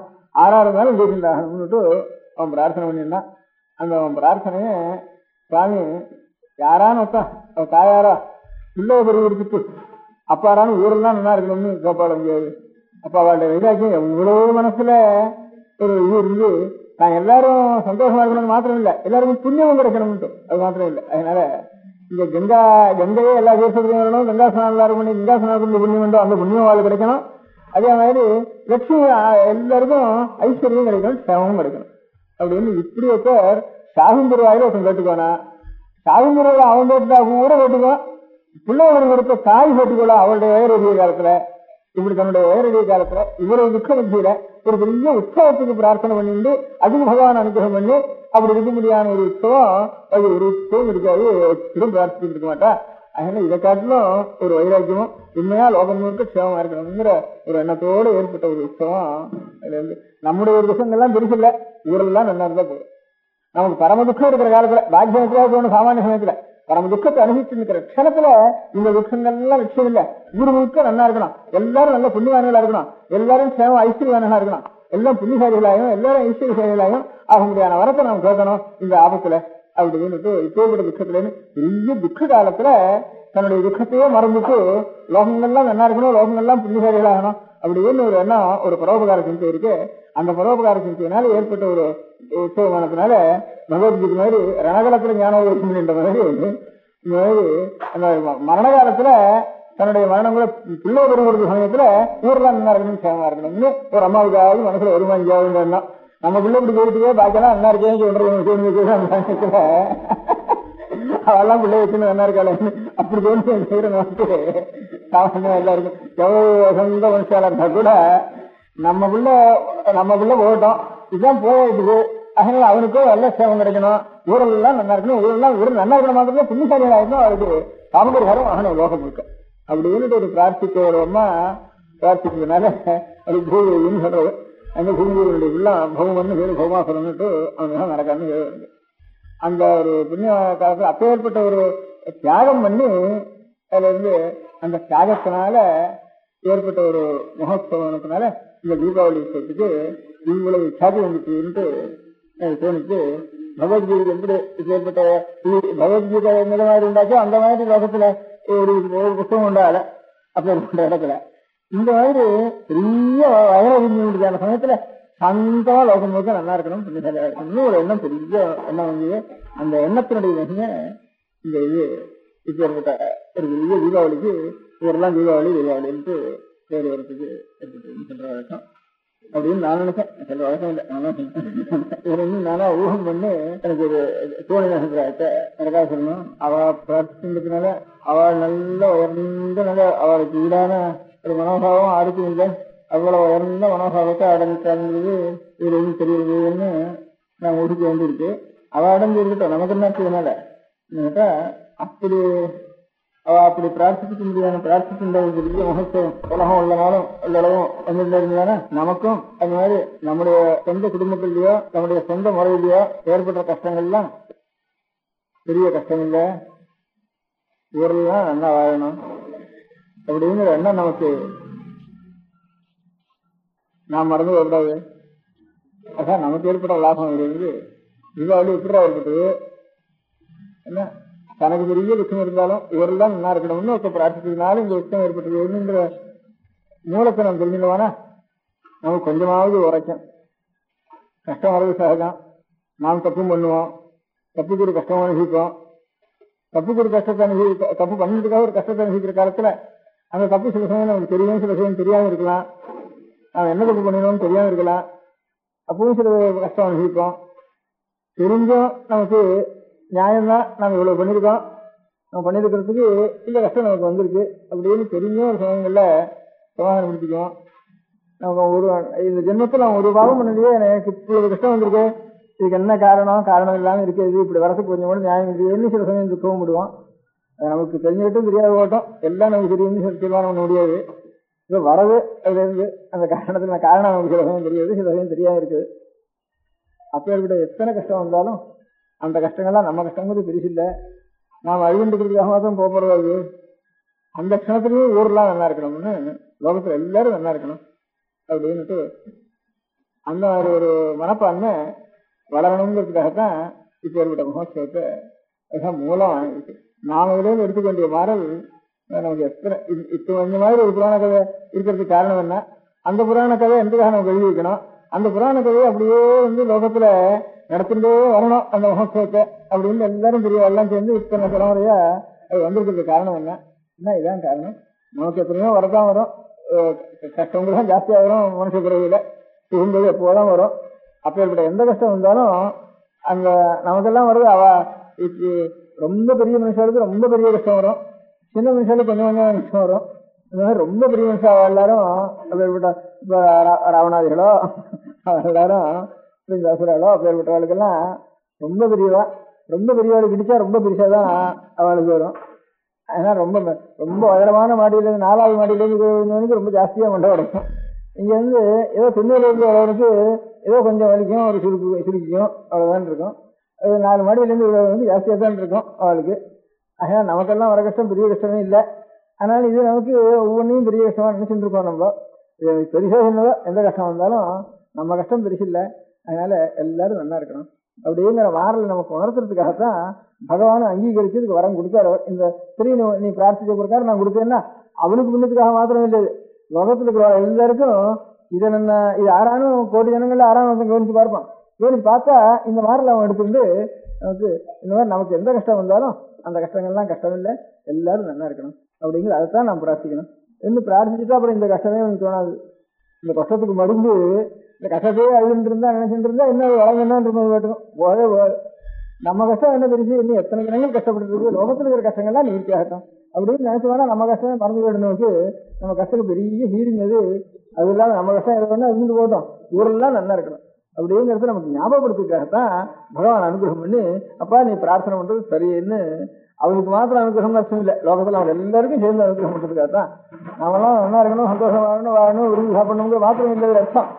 இந்த விருந்து எதுல எந்த மூலத்துல என்ன உண்டாயிருக்கு, அவன் மாதிரி நமக்கே மனப்பான்மை வேண்டாமா. நம்முடைய வாழ்நாள்லையும் இந்த மாதிரி ஒரு எண்ணத்தை நாம் வளர்க்கணுங்கிற ஒரு அபிப்பிராயம் தான் நாம் தெரிஞ்சுக்க வேண்டிய இதுதான் பகவானுடைய சங்கல்பமா இருக்கும். அதுக்காக தான் இந்த உற்சவம் நடக்கணும்னு பகவானும் ஆக்கியம் பண்ணி, கிருஷ்ண பகவான் ஆக்கியம் பண்ணி லோகத்தில் நடக்கணும்னு பண்ணியிருக்காருன்னுட்டு நாம் தெரிஞ்சு கொள்ள வேண்டியது இந்த ஒரு விஷயம். அந்த மாதிரி அதுல இருந்து நமக்கு தெரிய வேண்டிய மாதிரி எவ்வளவு பெரிய கஷ்டம் வந்தாலும் அந்த கஷ்டத்தை கஷ்டம் நினைக்காம இந்த ஊர்லாம் கஷ்டப்படாம ஊருக்கு ஏதாவது கொஞ்சமாவது நம்மளால ஒரு கஷ்டத்தை நிறுத்தி பண்ண முடியாது, பகவானை பிரார்த்திப்போம் அப்படிங்கிற எண்ணம் நம்ம கையால் நம்ம நினைக்கிறதுக்காலும் மனசு பூர்வமா பகவானை பிரார்த்திச்சோம்னா நாம் பண்றதுக்காலும் இன்னும் அவளுக்கு இன்னும் கஷ்டம் தானா நிவர்த்தி ஆகும் அப்படின்ட்டு ஊர்ல எல்லாம் கஷ்டப்படாம இருக்க முடியாது. எனக்கு எந்த கஷ்டம் இருக்கட்டும் அதுதான் எனக்கு வேணும் வேண்டாம்னு நாம் சொல்ல முடியாது நம்மளால. அதனால அது பகவானுக்கு தெரியும், சுகம் கொடுக்கணுமா கஷ்டம் கொடுக்கணுமாங்கிறது அவருக்கு தெரியும். அதனால அவர் எப்போ கொடுத்தாரோ அது அவருக்கு தெரியாம ஒரு காரியம் நடக்கிற, அதனால அவருக்கு தெரிஞ்சு நடக்கிற காரியம் நடத்தினால அது தப்புன்னு நான் நினைக்க வேண்டாம், கஷ்டம்னு நான் நினைக்க வேண்டாம் நம்ம அப்படின்னுட்டு அது சமாதானப்படுத்திட்டு பாக்கி எல்லாரும் கஷ்டப்படுறாலும் அந்த கஷ்டத்தை என் பிரார்த்தனைக்காக பகவான் நிறுத்தி கொண்டு அவளுடைய கஷ்டத்துக்கு கொஞ்சம் சமாதானம் பண்றதா இருந்தானா அதை காலம் எனக்கு பெரிய க்ஷேமம் கிடையாது அப்படிங்கிற எண்ணத்தோட நாம் இருக்கணுங்கிறதுக்காக தான் இந்த தீபாவளி நமக்கு இருக்குன்னு ஒரு அபிப்பிராயம். இன்னொரு அபிப்பிராயம் கூட அதான் நான் கீழே சொன்ன மாதிரி பெரிய ஒரு ரொம்ப குரூரமான காரியங்களுக்கு எல்லை இல்லாம குரூரமான காரியங்கள் செஞ்சுட்டு அவளுக்கெல்லாம் நேர பகவானே அவளை சம்ஹாரம் பண்றாருன்னுட்டு ஒவ்வொரு சரித்திரத்திலையும் பிரகலாதனோ நரசிம்மனோ இப்போ ராமாவதாரத்திலேயோ கிருஷ்ணாவதாரத்திலேயோ இந்த 2-3 நரசிம்மாவதாரம் ராமாவதாரம் கிருஷ்ணாவதாரம் இந்த 3 அவதாரங்கள்ல தான் ரொம்ப அதிகமாக சம்ஹாரம் பண்ணினதெல்லாம். அந்த மாதிரி சம்ஹாரம் பண்ணுறதுக்கெல்லாம் ரொம்ப அக்கிரமங்கள் ரொம்ப ஜாஸ்தியாக போயிட்டுதானா, அப்போ ஈஸ்வரனே ஒரு அவதாரம் பண்ணி அவளை சம்ஹாரம் பண்ணுறாங்கிற ஒரு சரித்திரம் தான் நமக்கு பழைய சரித்திரம் வந்துருக்கு. அப்போ அவளை சம்ஹாரம் பண்ணுறதுக்காக வர்றதுங்கிறது எவ்வளவு அக்கிரமம் பண்ணினாலும், நான் பண்ணதோ அக்கிரமம் எனக்கு கிடைக்கிறதோ பகவத் தரிசனம். எத்தனையோ காலத்தில் தபஸ் பண்ணினா கூட கிடைக்காது. நான் இந்த அக்கிரமணத்துல நான் சம்பாதிச்சுட்டேன் என்ன சந்தோஷப்படுறவா, அந்த சமயத்துல கொஞ்சம் ஞானம் கடைசி இடத்துல அவளுக்கு ஞானம் அப்படி ஒரு சந்தோஷப்படுறவா. இப்போ நரகாசுரெல்லாம் அப்படி சந்தோஷப்பட்டுதான் பகவானை ஊர்லாம் நான் இருக்கணும்னு கடைசி காலத்துல பகவத் தரிசனத்தினால அவளுக்கு நம்ம இவ்வளவு கடுமையான மனுஷால இருந்தா கூட அந்த தரிசனத்தினால அவளுக்கு மனசு தெளிஞ்சு, சரி நமக்கு இப்ப ஏற்பட்ட ஒரு புண்ணியம் கிடைச்சி போச்சேன்னு அவ்வளவு சந்தோஷம் அவளுடைய கடைசி க்ஷணத்துல ஏற்பட்டு போறது. அப்படி ஏற்படாதுன்னா அவளுக்கு மோஷம் கிடைக்காது. அதனால மோஷம் போது உடனே மோஷம் தான் கொடுத்தாருன்னு ராவண சம்ஹாரம் பண்ணார், மோஷம் கொடுத்தாரு. விஷண்ணிகேஷ சம்ஹாரம் பண்ணினார், அவனுக்கு அந்த பாபம் நிவர்த்தி ஆச்சு, அந்த ஜென்ம நிவர்த்தி ஆச்சு அப்படின்னு சொல்றதுனால சாட்சாத் பகவானுடைய ஒரு ரூபமே இவனுக்கு கடைசி காலத்துல கிடைக்க முடியாது. அந்த ஆகாரமே தரிசனம் இந்த கண்ணால் பார்க்க முடியாது, கிடைச்சி போயிட்டு தானே அதுக்காலும் புண்ணியம் என்ன உண்டு அப்படின்னு. இதுதான் இந்த இது ஒரு கான்ட்ரவர்சியில் இருக்கிற சப்ஜெக்ட். இது சப்ஜெக்ட் இருந்தாலும் இந்த உத்தர ராமச்சரித்திரம்னுட்டு பகவதூத்தின்னு ஒரு பெரிய மகாகவி. இந்த பகவதி ரொம்ப சிவபக்தன். அதுலேருந்து இது பரம வைதிகன் சிவபக்தன். காளிதாசனுக்கு சமமான கவி காளிதாசன். அடுத்தது பகவதினா தகுந்த சொல்றது. பவன்னா ஈஸ்வரம், பூத்தினா விபூதிக்கு பேரு. ஈஸ்வரனுடைய விபூதி அவன்ட்டு பகவதினா அவனுக்கு பேரு. அவன் ராமச்சரித்திரத்தில் எழுதியிருக்கான், உத்தர ராமச்சரித்திரம்னுட்டு ராமச்சரித்திரம் எழுதியிருக்கான். அதுல இந்த ஒரு கேள்விகிராமம் அப்படின்னு சூத்ரகன்னு ஒருத்தனுக்கு பேரு. சூத்ரகன்னு ஒரு ராஜாவுக்கு பேரு. இந்த காதம்பரியில க்ஷத்ரியன் தான் பேரு அவனுக்கு. சூத்ரகன்னு ஒரு அரசனுக்கு பேரு. இன்னொரு 4வது வர்ணத்திலேயே பிறந்தவன் ஒருத்தன் ஒரு முனிவராக இருந்து தபஸ் பண்ணிட்டு இருந்தானா. அது சம்புகன். சூத்ரகன் இல்ல, சம்புகன். சூத்ரகன் ராஜா, காதம்பரியில் இருக்கிற ராஜாவுக்கு சூத்ரகன் சம்புகன். அதனால ஒரு குழந்தை செத்து போச்சு. இதுக்கு 2 காரணம், நம்ம ராஜ்யத்துல ஒரு தகவலான காரியம் பண்ணிட்டு இருக்கா. அதனால அவனை போய் உடனே அவனை சம்ஹாரம் பண்ணணும் அப்படின்னுட்டு இங்கேருந்து ராமன் புறட்டு போனார். ராமனை தானே நேர போனார்னு சொல்றது. போனார், அவனை போய் கத்தி எடுத்துட்டு அவனை சம்ஹாரம் பண்ண போறாராம். ரேஹஸ்த தட்சிண. அப்ப ராமர் பார்த்து சூத்ரமுனவு கிருப்பாணம். கிருப்பாணம்னா கத்திக்கு பேரு. இப்போ இந்த பேப்பர்லாம் ஒரு கிருப்பான் வச்சுட்டு இருக்கான்னு கிருப்பானம்னு பேரு சம்ஸ்கிருதத்தில் இருக்கு. கிருப்பானம்னா கத்திக்கு பேரு. அதுதான் கிருப்பான் சொல்றது காரணம். அந்த கிருப்பானம்ங்கிறத சூத்ரமுனவு கிருப்பாணம்.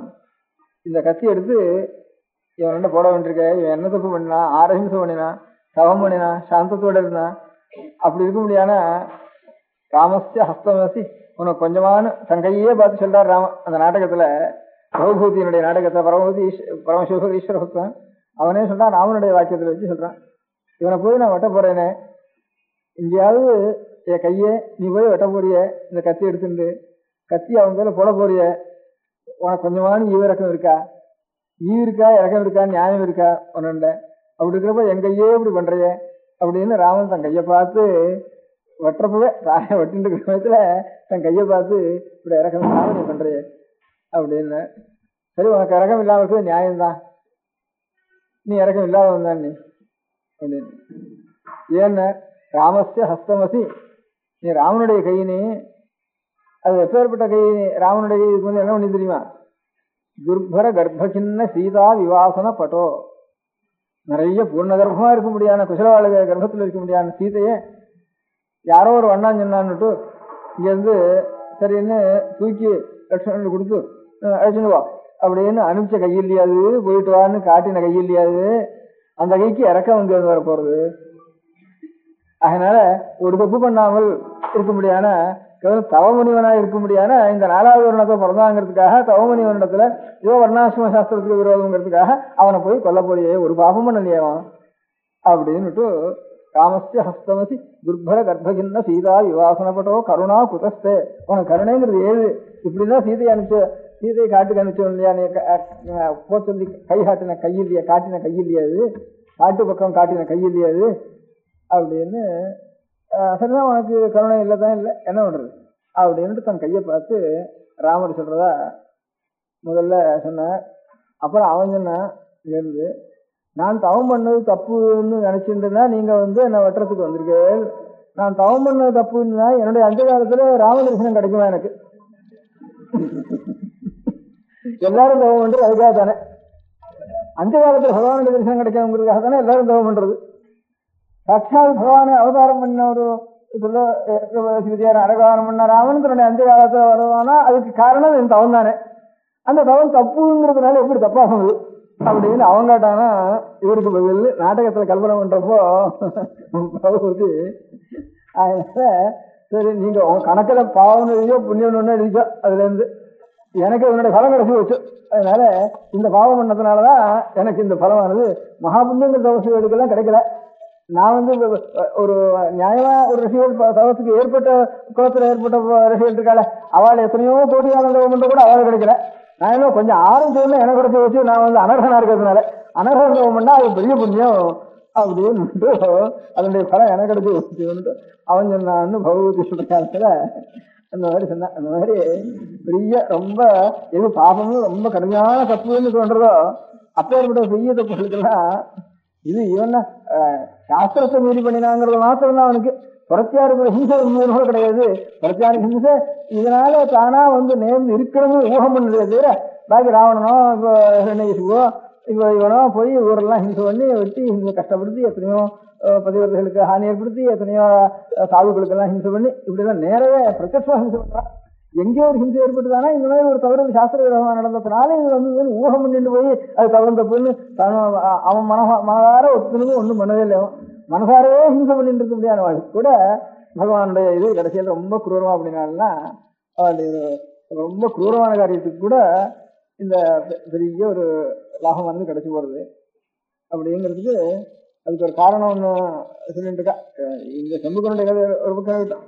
பாக்கி இந்த மாதிரி ரொம்ப குரூரமான காரியம் நடந்தவரோட சாட்சாத் பகவானே போய் அவளை சம்ஹாரம் பண்றதுங்கிறது இப்பேற்பட்ட கடுமையான மனுஷாளுக்கு பகவானுக்கு வேற எங்கேயும் சாமானிய சக்தி உள்ளவாள் போய் அடிக்க முடியாது. அதுக்காக பகவான் அவதாரம் பண்ண வேண்டிய வந்துட்டு சாமானிய மனுஷால முடியாதுங்கிறது ஒரு பக்கம் இருக்கட்டும். அது அவனை இல்லாமனா சம்ஹாரம் பண்ண முடியாதுங்கிறதுக்காக பகவான் அவதாரம் பண்ணினாருங்கிறது ஒரு பக்கம் இருக்கட்டும். அவனுக்கு பலம் என்ன ஆகுதுன்னா பெரிய மகா மோட்சம் அவனுக்கு கிடைக்கிறது. இவ்வளவு தப்பு பண்ணினவனுக்கு மோட்சம் கிடைக்கலாமா? பெரிய பகவான் வரவே மோட்சம் தான் கொடுக்கறது. மோட்சம் கொடுக்கணும் நரகம் கொடுக்கட்டும். பகவானுடைய தரிசனம் கிடைக்கிறதே அவனுக்கு அதை காட்டும் பெரிய மோட்சம் கிடையாது. அப்பேற்பட்ட ஒரு பெரிய பாக்கியம் அவனுக்கு கிடைக்கலாம். ஏன்னா அதுக்குதான் சமாதானம் சொல்லி ரொம்ப ஒரு பகவானுடைய நினைவு நமக்கு நிறைய இருக்கணும். இந்த தபஸ் பண்ணி கிரந்தங்களை வாசிச்சு பிராணாயாமங்களை பண்ணி சத்கர்மானுஷ்டானங்களை பண்ணி எப்பவும் கண்ணால நாமோச்சாரணம் பண்ணிட்டு இப்படியே பகவான் ஞாபகமே ஒருத்தனுக்கு பகவானுடைய ஞாபகமே இருந்துட்டு இருக்குதானே.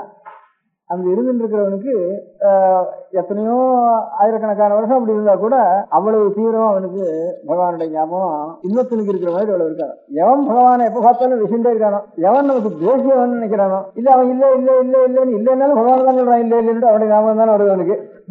அவனுக்கு பகவானிடத்துல வெய்யறவனோ இல்லைன்னு சொல்றவனோ அவனுக்கு எவ்வளவு பகவத் ஞாபகம் வருதோ அவ்வளவு தபஸ் பண்றவனுக்கும் பகவான் ஜபம் பண்றவனுக்கும் வராது. அதனால அவ்வளவு ஞாபகம் அவனுக்கு வந்துருது. அந்த ஞாபகத்துக்கு நேர பலம் கொடுக்க வேண்டியிருக்கு சுவாமி. அதனால அது அந்த அவன் அந்த வேகத்தோட பண்றாரோ அந்த வேகத்தோட அவன் உருன்னா இது புர்றன்னு வேண்டு அவன் அடிக்க வேண்டியிருக்கு. அப்படி போனாதான் அவனுக்கு ஒரு புண்ணியமானது கிடைக்கிறது. அப்படி புண்ணியம் கிடைச்சவங்க நரகாசுரம் எல்லாரும் தீபாவளிதான் திருப்பி பல்லவி இங்கே வர வேண்டியிருக்கு. ஏன்னா அப்பேற்பட்ட ஒரு பாக்கியம் கிடைச்சது ரொம்ப கடுமையா தேசபக்தின்னு அது சொல்ற வழக்கம். அது பயமா இருந்தாலும் பகவான் இடத்துல பயமா இருந்தாலும் அது புண்ணியம் அவனுக்கு. பயத்தினாலேயாவது நினைவு வரும், தேசத்தினாலேயாவது நினைவு வரும். நினைவு ஆழ்ந்த நினைவு பிரேமையினால வர நினைவை காட்டிலும் தேசத்தினால ரொம்ப சீக்கிரம் ஒரு 10 வருஷத்துல ஒரு பிரேம பக்தியினால வர நினைவை காட்டிலும் ஒரு 4 நாள் தேசத்தினால அவ்வளவு நினைவு இவனுக்கு உண்டாயிடும் அப்படின்னு சொல்ற வழக்கம். இதுதான் இன்னொரு விஸ்வாந்தம். இது பக்தியும் இல்லை, பயமும் இல்லை, தேசமும் இல்லை, வேற ஒன்னால பகவானுடைய நினைவு வந்தது. நரசிம்ம சுவாமியுடைய நினைவு வந்தது அப்படின்னு ஒரு சரித்திரத்துல எழுதியிருக்கு. பக்தியும் இல்லை, தேசமும் இல்லை, பகவானிடத்துல பயமும் இல்லை. இந்த 3ம் இல்லாம நிறைய பக்தி பண்ணி தேசம் பண்ணிண்டு அல்லது பக்தியோ அல்லது தேசமோ அல்லது பயமோ இது எல்லாத்தையும் காட்டிலும் அதிகமான அனுகிரகம் ஒருத்தனுக்கு கடைசி வச்சுன்னு இன்னொரு கதை உண்டு. நாலாவது நிமிஷம் நான் சொல்றது. பகவானுக்குள்ள பயத்தினால சுவாமி மோட்சம் கிடைச்சாலும் அதிகமாக திருஷ்டாந்தம் கதை கிடையாது. பக்திக்கும் தேசத்துக்கும் தான் கதை ஜாஸ்தியா இருக்கு. நம்ம ஆதி ஆச்சாரியாளுடைய ஆதி பகவத்பாதாளுடைய ஒரு சரித்திரத்துல சங்கர விஜயங்கள்ல சில சங்கர விஜயத்துல ஒரு கதை ஒண்ணு போட்டிருக்கு. அந்த கதையில ஒரு கிரகசன்னுட்டு ஒரு காபாலிகம் மாதிரி அதனுடைய விசேஷம், காபாலிக விசேஷம். அவன் ஒரு மதத்துக்கு ஒரு ஆச்சாரியனா இருந்தான் அந்த காலத்துல, ஆச்சாரியால் திகேஜம் பண்ற காலத்துல. அந்த மாதிரி இருக்க முடியாத ஒரு மதத்து அவளுடைய மதத்தினுடைய சம்பிரதாயம் அந்த காலத்துல எப்படின்னு கேட்டா, ஈஸ்வரன் எப்படி எலும்புனால மாலை போட்டு இருக்காரோ அந்த மாதிரி நாமும் எலும்பு மாலையும் போட்டுக்கணும். அவர் எப்படி கபாலத்தை கையில் எழுந்திருக்காரோ நாமும் அதே மாதிரி வேஷத்தை போட்டுண்டு ஜட்டையை போட்டுண்டு ஸ்மசானத்துக்கு உண்டான வீதி உடம்பு முழுக்க போட்டு அந்த ஸ்மசானத்துல இங்கே மண்டவோடு இருக்கிறது அந்த மண்டவோட்டை கையில் எடுத்துட்டு அதில் எடுத்துட்டு பிச்சை எழுந்தணும். அந்த பிச்சையும் எப்பேற்பட்ட பிச்சையா இருக்கணும், ஏன்னா மாம்சத்தினுடைய பிச்சையா இருக்கணும். கையில கபாலத்தை எழுந்து அநேகமா இல்லைன்னா இங்கேயானும் கிடைக்கலன்னா இந்த ஸ்மசானத்துக்கு உண்டான வேகும்படியான அந்த சரீர மாம்சம் இருக்கு அதை எடுத்து வந்து அங்க போய் காட்டணும். இல்லை அவனை அதை எடுத்துக்கணும். அந்த மாதிரி சிண்டாண்டத்துல போய் அதை வாங்கிக்கணும். இப்படி குரூரமான ஒரு அனுஷ்டானங்களோட சில விரதிகள் இருந்திருக்கா. பாசுபதர், மகாவிரதி, லகுலீஸ்வர் இப்படி அந்த காலத்துல அநேக இருக்குன்னுட்டு கிரந்தங்களையும் நூல்களையும் பிரபந்தங்களையும் தெரிகிறது, கல்வெட்டுகள்ல இருந்தும் தெரிகிறது. அதனாலதான் இந்த திருத்தொன்று கூட பிள்ளைப்பெரு கேட்ட உடனே அவர் கொடுத்ததுக்கு காரணம், அவர் இங்க காஞ்சிபுரத்துல பல்லவரசனுடைய பரஞ்சோதி பல்ல அந்த திருத்தொன்றிய பேர் என்ன? பரஞ்சோதி இல்லை பத்திரிகை என்ன பேரு? இல்ல இவருடைய எந்த பேருன்னா அந்த திருத்தொண்டருக்கு கருணாகரன் இந்த திருவண்ணத்துல இருக்கா. திருவண்ணத்துல அவர் வந்து வடக்கெல்லாம் போய் வாசாபியில போய் வாசாபி கணபதினு அங்கிருந்து வந்து பிரதிஷ்டை பண்ணியது. அந்த போய் ஜெயிச்சு அந்த ஊர்ல இருக்கக்கூடிய கணேச மூர்த்தியை கொண்டு வந்து ஊரு திருச்செங்காட்டாங்குடி, திருப்பூலூர், திருவாரூர், 3 ஊர்லயும் வாசாபி கணபதி பிரதிஷ்டை பண்ணிருக்காரு. வாசாபி கஷேத்திரத்துல இருந்து மகா கணபதி எடுத்துட்டு வந்து அங்கிருந்து அப்படி பிரார்த்திச்சுட்டு ஜெயம் கொடுத்தானா எங்க ஊர்ல அடிச்சுட்டு போய் உன்னை வந்து எட்டி பூஜிக்கிறேன்னுட்டு. அப்ப திருவாரூர்ல 3 ஊர்லயும் வாசாபி கணபதி இருக்க. திருப்பூர், திருச்செங்காட்டாங்குடி, திருவாரூர் 3 ஊர்லயும். திருவாரூர்ல முதல்ல இப்போ இருக்கிறதுனால அங்கிருந்த வாசாபி கணபதி வச்சுட்டு வாசாபி கணபதி என்னட்டு இப்ப லோகத்துல வந்திருக்கிறது காரணம். வாசாபின்னு இப்ப பாதாமின்னு பேரு வடக்கு இருக்கிற அந்த ஊருக்கு, பாதாமின்னு ஒரு ஊர் இருக்கு. அந்த பம்பாய் பிரசிடன்சியில இருக்கு. இப்ப கர்நாடகம் பம்பாய்க்கும் அந்த எல்லையில இருக்கு. அந்த இடத்துல தான் சாளுக்கியால்னுட்டு பெரிய ராஜ்யம் இருந்து சோழ ராஜ்யம் மாதிரி அங்க ஒரு பெரிய ராஜ்யம் கர்நாடக ராஜ்யம், கன்னட ராஜ்யம் இது. ராஷ்டிரகூட்டாலும் சாளுக்கியாலும் அந்த காலத்துல இருந்த அவளுடைய அந்த சாளுக்கியாளுடைய தான் இங்க பல்லவர்களுக்கும் ரொம்ப நாள் யுத்தம் நடந்துட்டு.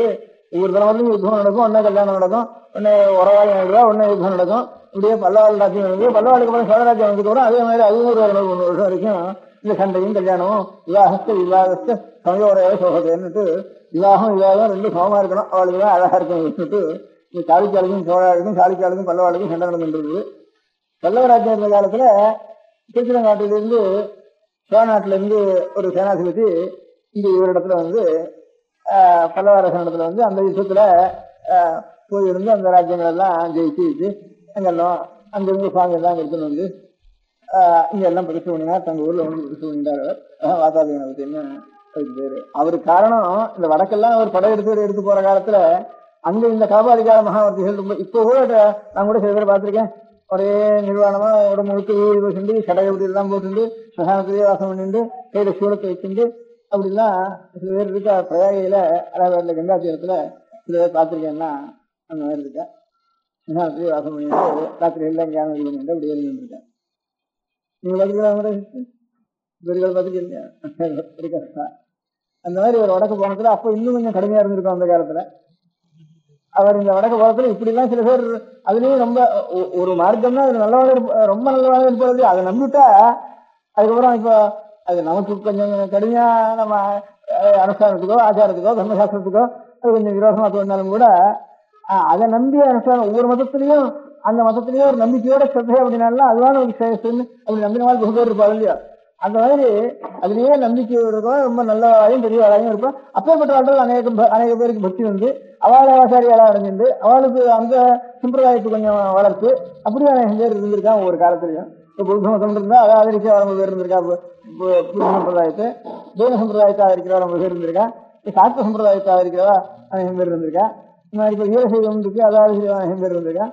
இப்போ வீர வைஷ்ணவம் இருந்தாலும் அதை அனுசரிக்கவான பேர் இருந்திருக்கா. அந்த மாதிரி மதத்தை அனுசரிக்கவா ரொம்ப பேர் இருந்திருக்கா அந்த காலத்துல. அது இவர் வழக்க போய் அவெல்லாம் பார்த்ததுனாலதான் யாரோ தெரிஞ்ச வந்து சுவாமி இவரை பரீட்சை பண்றதுக்கு வந்த காலத்துல கூட இதுதான் இந்த மாதிரி மாம்சத்தை தான் சாப்பிடுறதுன்னு ஒரு இந்த மாதிரி இப்படியான நரமாம்சத்தை தான் சாப்பிடுறதுன்னு சில மகாவிருத்திகள் இருந்திருக்காளி அங்க. அந்த மாதிரி அதை சேர்ந்த ஒரு போல் இருக்குவர். அதனால நம்ம ஒரு மகா பெரியவர், ரொம்ப பெரியவர். ஒரு கேட்டதான் கொடுக்க வேண்டியதான். நமக்கு எதா இருந்தாலும் அது ஈஸ்வரத்தா இருந்தாலும் நம்ம கேட்டது கொடுக்க வேண்டியதான் அப்படி நினைச்சிருந்துதான் அவர் கொடுத்த. இதெல்லாம் ஒரு சம்பிரதாயம் இல்லாத இருந்ததுன்னா சக்குன்னு அவளுக்கு இது செய்யறதுக்கு தோணவே தோணாதுன்ட்டு ஹிஸ்டாரிக்கலா இது கொஞ்சம் இந்த புராணத்துக்கு ஒரு பலம் கட்டுறதுக்கு இந்த மாதிரி சொல்றா. வடக்கெல்லாம் அவர் போயிட்டு வந்ததுனால அங்க கொஞ்சம் காபாலிகாரத்து வந்து காத்திருக்காரு. அதனாலதான் இங்கேயும் அந்த காபாலிகள் தான் இங்க வந்திருக்கா. அந்த சம்பிரதாயத்தில் இருக்கிறவா அவ நம்ம கேட்கறா. அவ வந்து நரமாம்சத்தை தான் சாப்பிடுற வழக்கம். அதனால அவன் எதை கேட்டாலும் ரொம்ப பெரிய மகான்களா இருந்துச்சுன்னா ஈஸ்வர பக்தர்கள் எதை கேட்டாலும் நமக்கு பெருசு இல்லை அப்படின்னு நான் அர்ப்பணம் பண்ண வேண்டியதுதான் அப்படின்னு நினைச்சு ஒரு ஈஸ்வர பக்தரா இருக்கனால அப்படி செஞ்சார் ஒரு கதை சொல்றது உண்டு. அந்த மாதிரி ஆச்சாரியாளுடைய காலத்துல ஒரு பெரிய இந்த காபாலிகன் பிறந்த கிரகச்சன்னுட்டு அவனுக்கு பேருன்னு சில சங்கரவிஜயங்கள்ல சொல்லியிருக்கு. அந்த கிரகச்சந்திரம் ஆச்சாரியால் வந்து சாந்தமாயும் ஞான பிரதானமாயும் வந்து ஏதோ வேதோக்தமான ஆச்சார அனுஷ்டானங்கள் சீலத்தோடையும் வேதத்தில் சொல்லிருக்கிற மார்க்கத்தோட பாக்கி தாந்திரிக மார்க்கங்களை அதிகமாக நம்ம வந்து அனுஷ்டிக்க வேண்டாம். அது கொஞ்சம் குரூரமா இருக்கும், சில இடங்கள்ல இதுவா இருக்கும். வேத விருத்தமா இருந்தானா தாந்திரிக மார்க்கங்கள் நம்ம வந்து வேதத்தை அனுசரிச்சிருந்தானா தந்திரங்கள்ல இருந்து ஆகமங்கள்ல இருந்து எது எடுக்கலாமோ அதை எடுத்துக்கலாம். ரொம்ப வேத அனுஷ்டானங்களுக்கு ரொம்ப மாறுபட்டு இருந்ததுன்னா அப்பேற்பட்டத நம்ம வந்து அதுக்கு அதிகாரிகள் வேற, சாமானியமான அதிகாரிகள் இந்த காலத்துல கிடையாது அப்பேற்பட்ட அதிகாரிகளுக்கு. அதனால அதெல்லாம் நமக்கு வேண்டாம் அப்படின்னுட்டு அநேக இடங்கள்ல ரொம்ப கடுமையான தாந்திரிகமா இருக்கிற இடத்தெல்லாம் சாந்தப்படுத்தி வைதிக முறையே ஆச்சாரியா அனுஷ்டானம் பண்ணிருக்காரு. அதிகமான ஹிம்சை இருக்கிற இடங்கள்ல எல்லாம் ஹிம்சையோ சுராபானங்களோ ரொம்ப கெடுதலான ஒரு சீலங்களோ சீலத்துக்கு தவறுதலான நடவடிக்கைகளோ இதெல்லாம் இருந்தானா ஏதோ சில புஸ்தகங்கள் எழுதியிருக்கலாம்.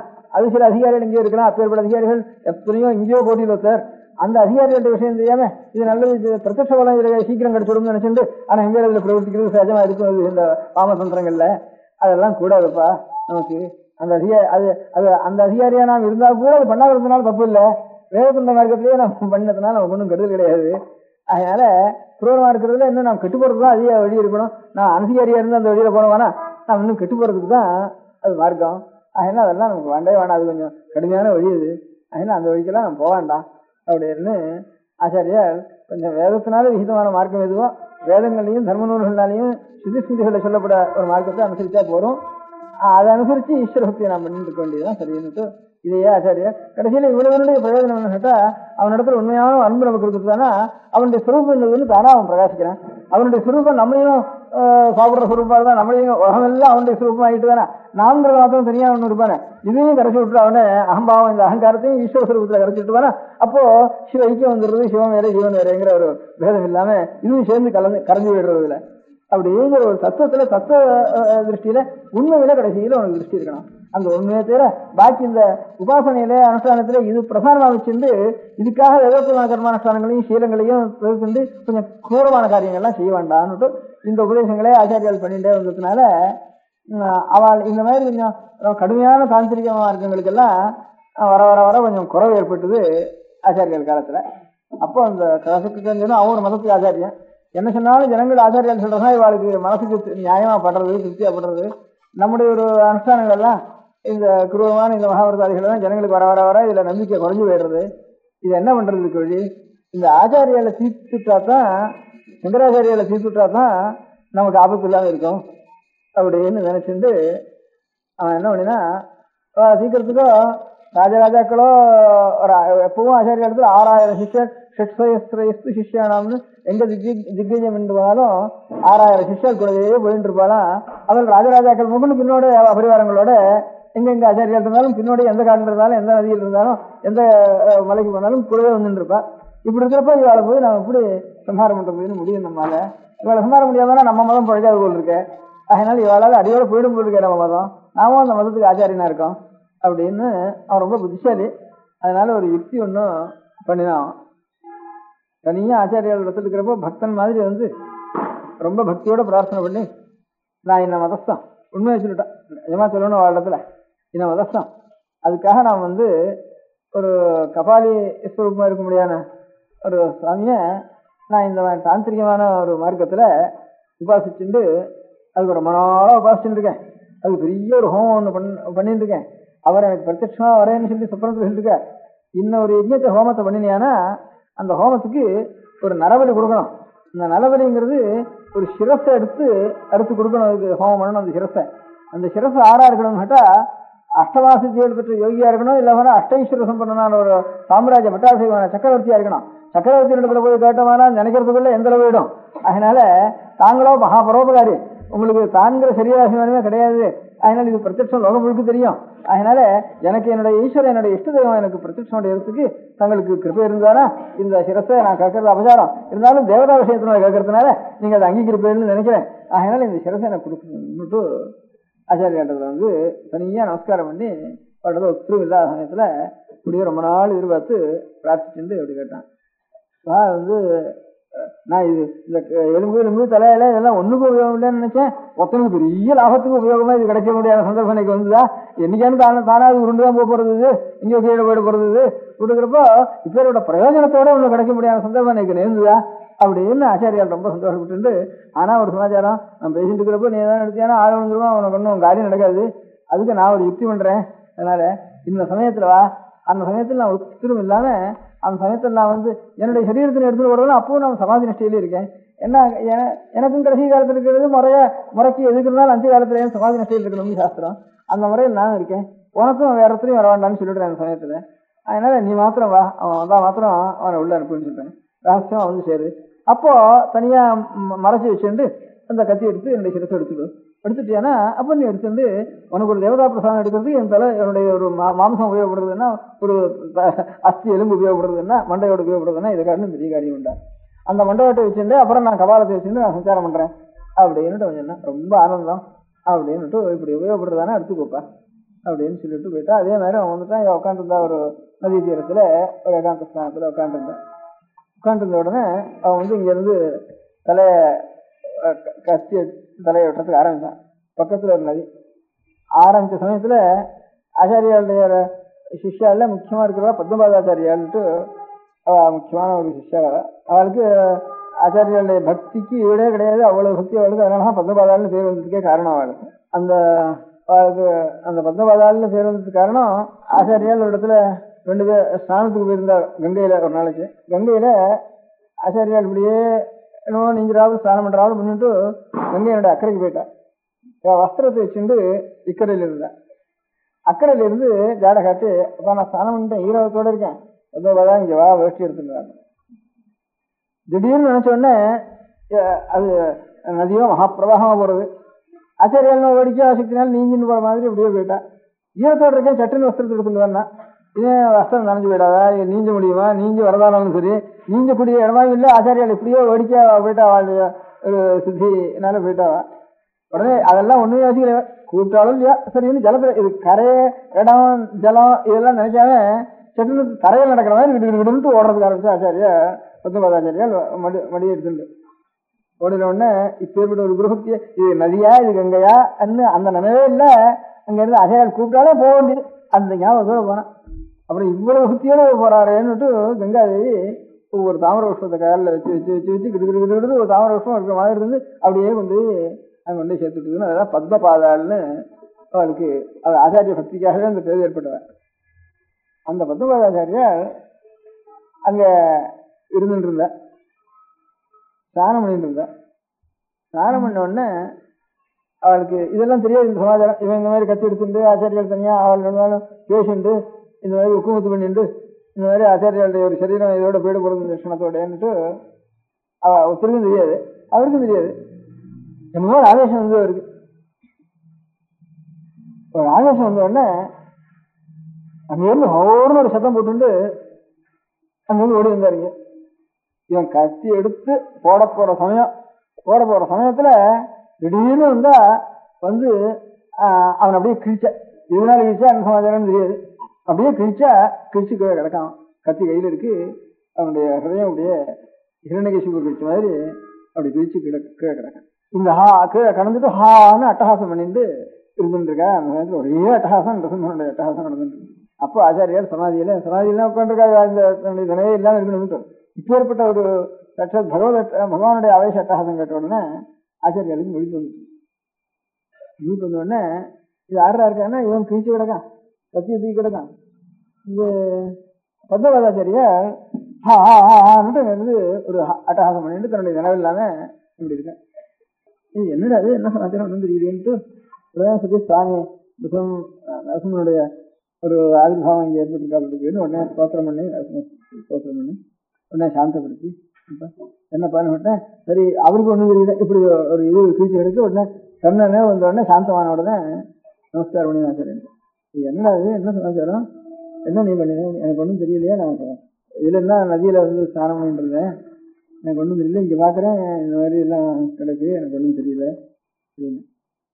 நீ என்ன இங்கேயாவது உபாசனை பண்ணியா, இங்கேயாவது நரசிம்மசுவாமியினுடைய இப்போ பிரத்யட்சம் வந்தாலே இந்த அட்டகாசனாலையும் இந்த கீர்த்தனாலையும் தெரியுது, நீ ஏன் நரசிம்மனுடைய உபாசனை எங்கேயாவது பண்ணினியா, நீ எங்கே பண்ணினேன், என்ன சமாச்சாரம், நான் ஒன்றும் எனக்கு வந்து கூட ஒரு உபாசனை பண்ணினே, ஞான மார்க்கத்தில் தானே உனக்கு இது பண்ணினேன், தத்துவ விசாரமும் ஆத்மனிஷ்டையும் அதுதானே பண்ணிட்டு இருக்கேன் நீ, அதனால தத்துவ விசாரியும் ஆத்மனிஷ்டையும் தானே பண்ணிட்டு இருக்கேன், வேற உபாசனையா ஒரு தேவதைகளுடைய சாநித்தியம் இதெல்லாம் உனக்கு வந்ததா தெரியலையே, நீ எங்கே பண்ணினேன், இதுக்கு நீங்க விவகாரம் பண்ணிருக்கியா அப்படின்னு. இல்லையா, நான் இங்கே சன்னிதானத்துக்கு நான் வந்து சேர்றதுக்கு முந்தி பால்யத்தில் எனக்கு ஆரோக்கியத்தில் நரசிம்ம மந்திரம் உபதேசம் பண்ணினா, எனக்கு அதெல்லாம் இப்போ ஒன்றும் தெரியல, நரசிம்ம மந்திரம் ஒரு காலத்தில் உபதேசம் பண்ணினா, இந்த நரசிம்ம மந்திரத்தை உபதேசம் பண்ணிட்டு அதை சித்தி பண்ணிக்கணும், அந்த மந்திர சித்தி புரஸ்கரணம் பண்ணணும் அப்படின்னு எனக்கு ஒரு அபிப்பிராயம் ஆர்வம் தெளிவாக சொன்னான். இருந்தாலும் அவனுக்கு நல்லது அப்படின்னு சொன்னான். அதுக்கப்புறம் எங்கே பண்ணுறதுன்னா, தனியாக இருக்க முடியாத காட்டில் போய் நீ இந்த மந்திரத்தை ஆவர்த்தி பண்ணணும், ஜபம் பண்ணணும். அந்த மாதிரி ஒரு காட்டில் இருந்து ஜபம் பண்ணினா ஏகாந்தத்தில் பண்ணினா சுவாமி வந்து பிரத்யட்சமாகிடுவார் அப்படின்ட்டு சொன்னான்.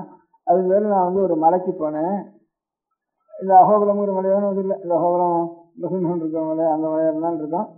ஆச்சாரியால் வந்து பிரகார பிரவேசம் பண்ணுற காலத்துலையும் இந்த அகோபல குகையில் தான் வச்சுட்டு போனான்னு, அதுலேருந்து லட்சுமி நரசிம்ம மலை ஏகராஜனங்கிறது இந்த அகோபல நரசிம்மன் அகோபல நரசிம்மன் ஆச்சாரியால் சரித்திரத்தில் சில புராண வாக்கியங்கள்ல அகோபல நரசிம்மத்தில் இந்த பிரதிஷ்டை உத்திரோதாரணங்களாம் பண்ணினாலும் கூட இருக்கு ஆச்சாரியார். அதனால அந்த இடத்துல வந்து நரசிம்ம மலை இது இங்கே கடம்பு ஜில்லாவில் இருக்கு, அது இருந்தாலும் இருக்கலாம். அந்த இடத்துல நான் மலையில போனேன். போனால் இப்படியே உட்காந்துருந்தேன், ஜபம் பண்ணிட்டு கண்ணு பண்ணிட்டு தவசு பண்ணிட்டு உட்காந்துருந்தேன். ஜபத்தை பண்ணிட்டு அந்த மலையில் ஒரு அந்த மலை வேடம் தான். அந்த மலை வேடம் வந்து என்னையாவது நீ நாட்டில் இருக்கிற பாப்பா, இங்கே வந்து இங்கேருந்து வந்து தனியாக உட்காந்துருக்க, இங்கே உனக்கு என்ன ஆகாரம் வேணும், எனக்கு என்ன வேலை, இங்கே எங்களுக்கு என்ன, நாங்கள் தான் அதை அம்பு போட்டு கொஞ்சம் பிராணிகளை கொண்டு வந்து நாங்கள் சாப்பிட்டு இருக்கோம். நீ அதெல்லாம் ஒன்றும் பண்ணாதவன், இங்கே என்ன வேலை உனக்கு சாப்பாடு அங்கே சாப்பிடாதா, எனக்கு அவங்க உட்காந்துருக்கேன் அப்படின்ட்டு கேட்டேன். எதுவும் சொல்லு, நான் இந்த மலைகளுக்கெல்லாம் நான் தான் எதுவானா அப்படின்னு என்னை வந்து கேட்டான். கேட்ட உடனே அப்போ நான் நரசிம்மத்தினுடைய ஒரு பிரத்யட்சமாகணும்ட்டு நேராக நரசிம்மத்தினுடைய தரிசனம் கிடைக்கணும் பார்க்கணுங்கிறதுக்காக இந்த இடத்துல போகணும்னு பெரியவாள்லாம் சொன்னான். அதனால நான் வந்து பெரியவா சரணம். அடுத்த நிகழ்ச்சி நித்திய குரு பாதுகா பூஜை. சுக்லாம்பரதரம் விஷ்ணும் சசிவர்ணம் சதுர்புஜம் பிரசன்னவதனம் த்யாயேத் சர்வவிக்னோபசாந்தயே. மமோபாத்த சமஸ்த துரிதக்ஷயத்வார ஸ்ரீ பரமேஸ்வர பிரீத்யர்த்தம் குரு பிரசாத சித்தியர்த்தம் குரு பிரீத்யர்த்தம் குரு பாதபூஜாம் அத்ய கரிஷ்யே. குரு பிரம்மா குருர் விஷ்ணுர் குருர் தேவோ மகேஸ்வரः குரு சாட்சாத் பரபிரம்ம தஸ்மை ஸ்ரீ குரவே நமः. அபார கருணா சிந்தும் ஞானதம் சாந்தரூபிணம் ஸ்ரீ சந்திரசேகர குரும் பிரணமாமி முதான்வஹம். சதாசிவசமாரம்பாம் சங்கராச்சார்ய மத்யமாம் அஸ்மதாச்சார்ய பர்யந்தாம் வந்தே குரு பரம்பராம். எல்லோரும் குருவை பெரிவாளை தியானம் பண்ணிண்டு அர்ச்சனை பண்ணுவோம். அஷ்டோத்திரம் பெரியவா அஷ்டோத்திரம் பல அஷ்டோத்திரங்கள் இருக்கு. அதுல எளிமையா சுலபமா எது இருக்கோ அதை நான் இப்ப சொல்றேன். எல்லோரும் இதை கேட்டுண்டே திருப்பி சொல்ல முடிஞ்சுபா சொல்லி சொல்லி பெரிவாளுக்கு பாதத்துல ஒவ்வொரு புஷ்பத்தை அர்ச்சனை பண்ணலாம். ஓம் ஸ்ரீ காஞ்சி காமகோட்டி பீடாதீஸ்வராய நமஹ. ஸ்ரீமத் சந்திரசேகரேந்திர சரஸ்வதி குருப்யோ நமஹ. சந்நியாசாஸ்ரமசிகராய நமஹ. காஷாய தண்டதாரிணே நமஹ. சர்வபீடாபஹாரிணே நமஹ. ஸ்வாமிநாத குரவே நமஹ. கருணாசாகராய நமஹ. ஜகதாகர்ஷண சக்திமதே நமஹ. சர்வச்சராச்சர ஹிருதயஸ்தாய நமஹ. ஓம் பக்த பரிபாலக ஸ்ரேஷ்டாய நமஹ. தர்ம பரிபாலகாய நமஹ. ஸ்ரீ ஜெயேந்திர சரஸ்வத்யாச்சார்யாய நமஹ. ஸ்ரீ விஜயேந்திர சரஸ்வதி பூஜிதாய நமஹ. சிவசக்தி ஸ்வரூபாய நமஹ. பக்தாபீஷ்ட பிரதாயகாய நமஹ. பிரம்மண்ய போஷகாய நமஹ. பிரம்ம விஷ்ணு சிவைக்க ஸ்வரூபாய நமஹ. காஞ்சி க்ஷேத்ரவாசாய நமஹ. கைலாச சிகரவாசாய நமஹ. ஸ்வதர்ம பரிபோஷகாய நமஹ. சாதுர்வர்ண சம்ரக்ஷகாய நமஹ. லோகரக்ஷண சங்கல்பாய நமஹ. ஓம் பிரம்மனிஷ்டாபராய நமஹ. சர்வ பாபஹராய நமஹ. தர்மரக்ஷக சந்துஷ்டாய நமஹ. பக்தார்ப்பிததன ஸ்வீகர்த்ரே நமஹ. சர்வோபனிஷத் சாரஜ்ஞாய நமஹ. சர்வசாஸ்திரகம்யாய நமஹ. சர்வலோக பிதாமகாய நமஹ. பக்தாபீஷ்ட பிரதாயகாய நமஹ. பிரம்மண்ய போஷகாய நமஹ. நானாவித புஷ்பார்ச்சிதபதாய நமஹ. ருத்ராக்ஷ கிரீடதாரிணே நமஹ. பஸ்மோத்தூளித விக்கிரகாய நமஹ. சர்வஜ்ஞாய நமஹ. சர்வச்சராச்சர வியாபகாய நமஹ. அநேக சிஷ்ய பரிபாலகாய நமஹ. மனச்சாஞ்சல்ய நிவர்த்தகாய நமஹ. அபயஹஸ்தாய நமஹ. பயாபகாய நமஹ. யஜ்ஞபுருஷாய நமஹ. யஜ்ஞானுஷ்டான ருச்சிப்ரதாய நமஹ. யஜ்ஞசம்பன்னாய நமஹ. யஜ்ஞசகாயகாய நமஹ. யஜ்ஞபலதாய நமஹ. யஜ்ஞப்ரியாய நமஹ. உபமானரஹிதாய நமஹ. ஸ்படிக துளசி ருத்ராக்ஷ ஹாரதாரிணே நமஹ. சாதுர்வர்ண சமதிருஷ்டயே நமஹ. ருக்யஜிஸ்ஸாம அதர்வணாதி சதுர்வேத சம்ரக்ஷகாய நமஹ. தக்ஷிணாமூர்த்தி ஸ்வரூபாய நமஹ. ஜாக்ரத் ஸ்வப்ன சுஷுப்தி அவஸ்தாதீதாய நமஹ. கோட்டி சூரியதுல்ய தேஜோமே ஷரீராய நமஹ. சாதுசங்க சம்ரக்ஷகாய நமஹ. அஸ்வகஜ கோபூஜா நிர்வர்த்தகாய நமஹ. குருபாதுக பூஜாதுரந்தராய நமஹ. கனகாபிஷிக்தாய நமஹ. ஸ்வர்ண பில்வதள பூஜிதாய நமஹ. சர்வஜீவ மோக்ஷதாய நமஹ. மூகவாக்தான நிபுணாய நமஹ. நேத்ர தீக்ஷாதானாய நமஹ.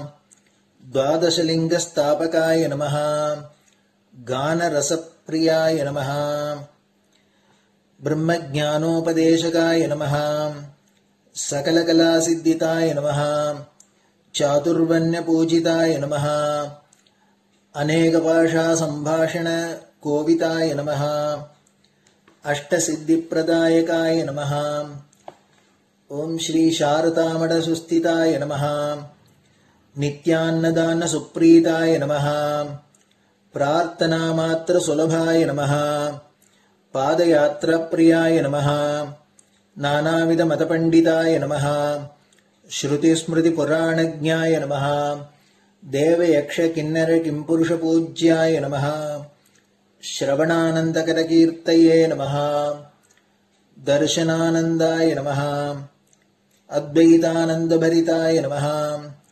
अव्याच करुणामूर्तये नमः. शैव वैष्णवादि मान्याय नमः. श्रीशङ्कराचार्याय नमः। दण्डकमण्डलोहस्ताय नमः। वीणामृदङ्गसकलवाद्यनाथस्वरूपाय नमः। रामकथारसिकाय नमः। वेदवेदाङ्ग आगमादिसकलकलासतस्प्रवर्तकाय नमः। हृदयगुहाशयाय नमः। शतरुद्रीयवर्णितस्वरूपाय नमः। केदारेश्वरनाथाय नमः। अविद्यानाशकाय नमः। निष्कामकर्मोपदेशकाय नमः। लघुभक्तिमार्गोपदेशकाय नमः। लिङ्गस्वरूपाय नमः। सालग्रामसूक्ष्मस्वरूपाय नमः। कालड्यां शङ्करकीर्तिस्तम्भनिर्माणकर्त्रे नमः। जितेन्द्रियाय नमः। शरणागतवत्सलाय नमः। श्रीशैलशिखरवासाय नमः। डमरुकनादविनोदाय नमः। वृषभारूढाय नमः। दुर्मदनाशकाय नमः। आभिचारिकदोषहर्त्रे नमः। मिताहाराय नमः। मृत्युविमोचकशक्त्याय नमः। श्रीचक्रार्चनतत्पराय नमः। दासानुग्रहकारकाय नमः। अनुराधानक्षत्रजाताय नमः। सर्वलोकख्यातशीलाय नमः। वेङ्कटेश्वरचरणपद्मषट्पदाय नमः। श्री महात्रिपुरसुन्दरी समेत श्रीचन्द्रमौलीश्वर पूजाप्रियाय नमः। श्रीमच्चन्द्रशेखरेन्द्र सरस्वती सद्गुरु परब्रह्मणे नमः। गुरुभ्यो नमः। परमगुरुभ्यो नमः। परमेष्टिगुरुभ्यो नमः। परात्परगुरुभ्यो नमः। गुरुपरम्पराभ्यां नमः। गुरुपादुकाभ्यां नमो नमः. அடுத்தது ஊதுபத்தி இருந்தா அதை காமிச்சு தூபம், நெய் தீபம் இருந்தா காமிச்சு அதை நெய் தீபம் தீபம் காமிச்சுட்டு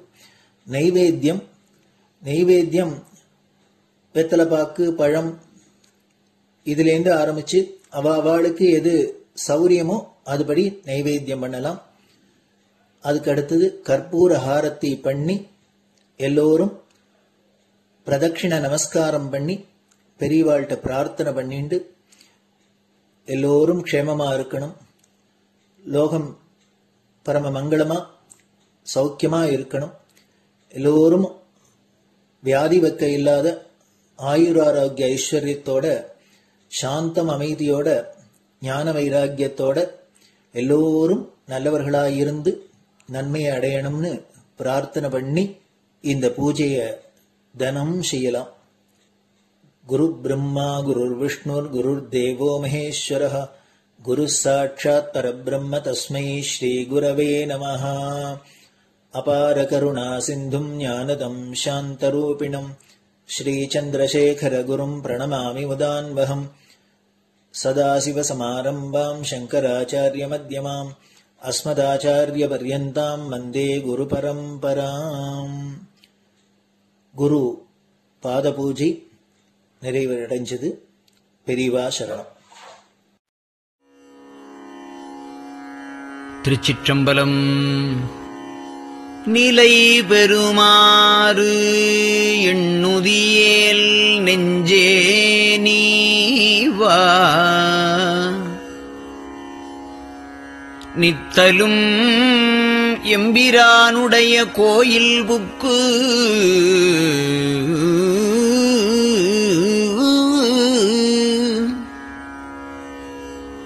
புலர்வதன் முன்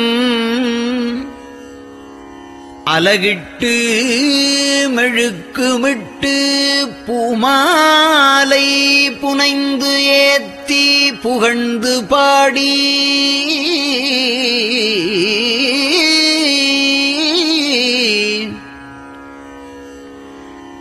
தலையாரக் கும்பிட்டு கூத்தும் ஆடி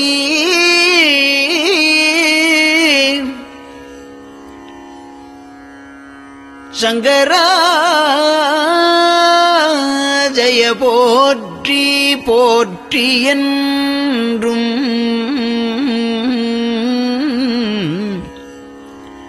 அலைபுனல் சேர் செஞ்சடையம் ஆதி என்றும் ஆரூரா என்றென்றே அலரானில்லே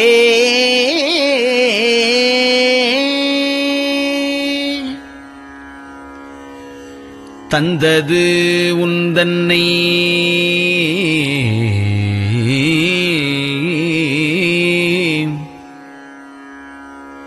கொண்டது எந்தன்னை சங்கரா ஆர்கோலோ சதுரர் அந்தம் ஒன்றில்லா ஆனந்தம் பெற்றேன் யாது நீ பெற்றது ஒன்று என்பால் சிந்தையே கோயில் கொண்ட எம்பெருமான் திருப்பெரும் துறையுரை சிவனே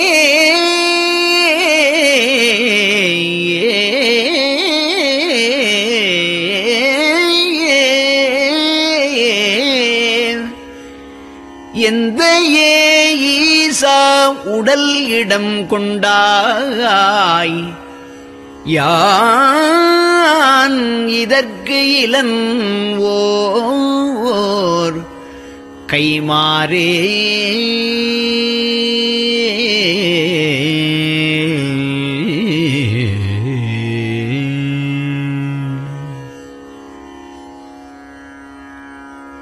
அன்னநடையார் அமுத மொழியார் அவர்கள் பயில் தில்லை தென்னன் தமிழும் இசையும் கலந்த சிற்றம்பலம் தன்னுள்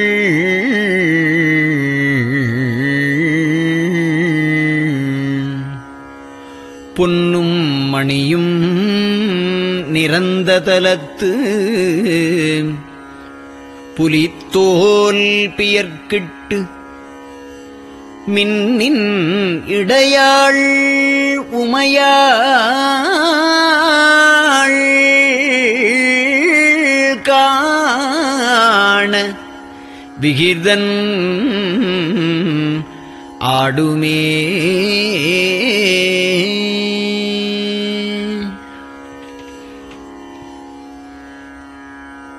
நெட்டையிலாவுடல் நீத்து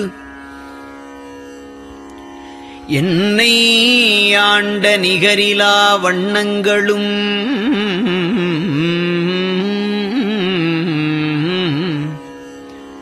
சிட்டன் சிவனடியாரை சீராட்டும் திறங்களுமே சிந்தித்து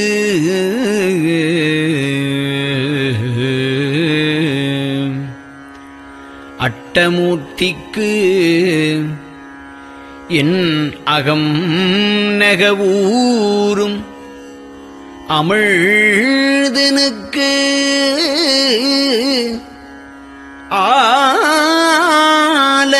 ஆலநீழற்பட்டனுக்கு என்னை தன்பாற்படுத்தானுக்கே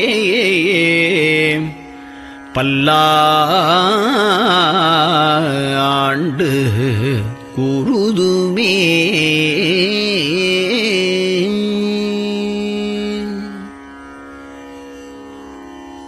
நெஞ்சம் ஈசனைக் காண்பதே விரும்பி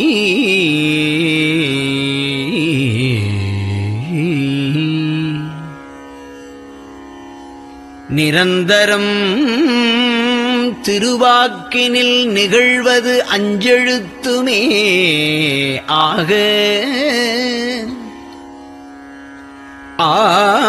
ஆளுடைய அம்மை செம்மலர் கைகுவித்து அருளி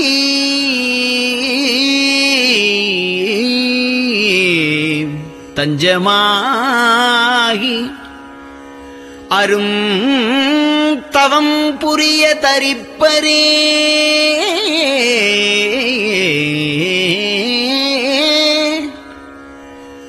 அவள் தனிப்பெரும் கணவர்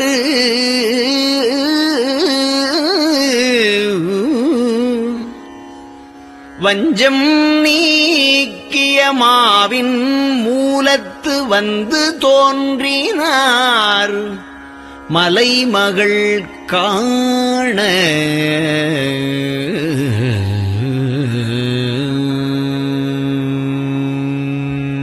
திருச்சிற்றம்பலம்.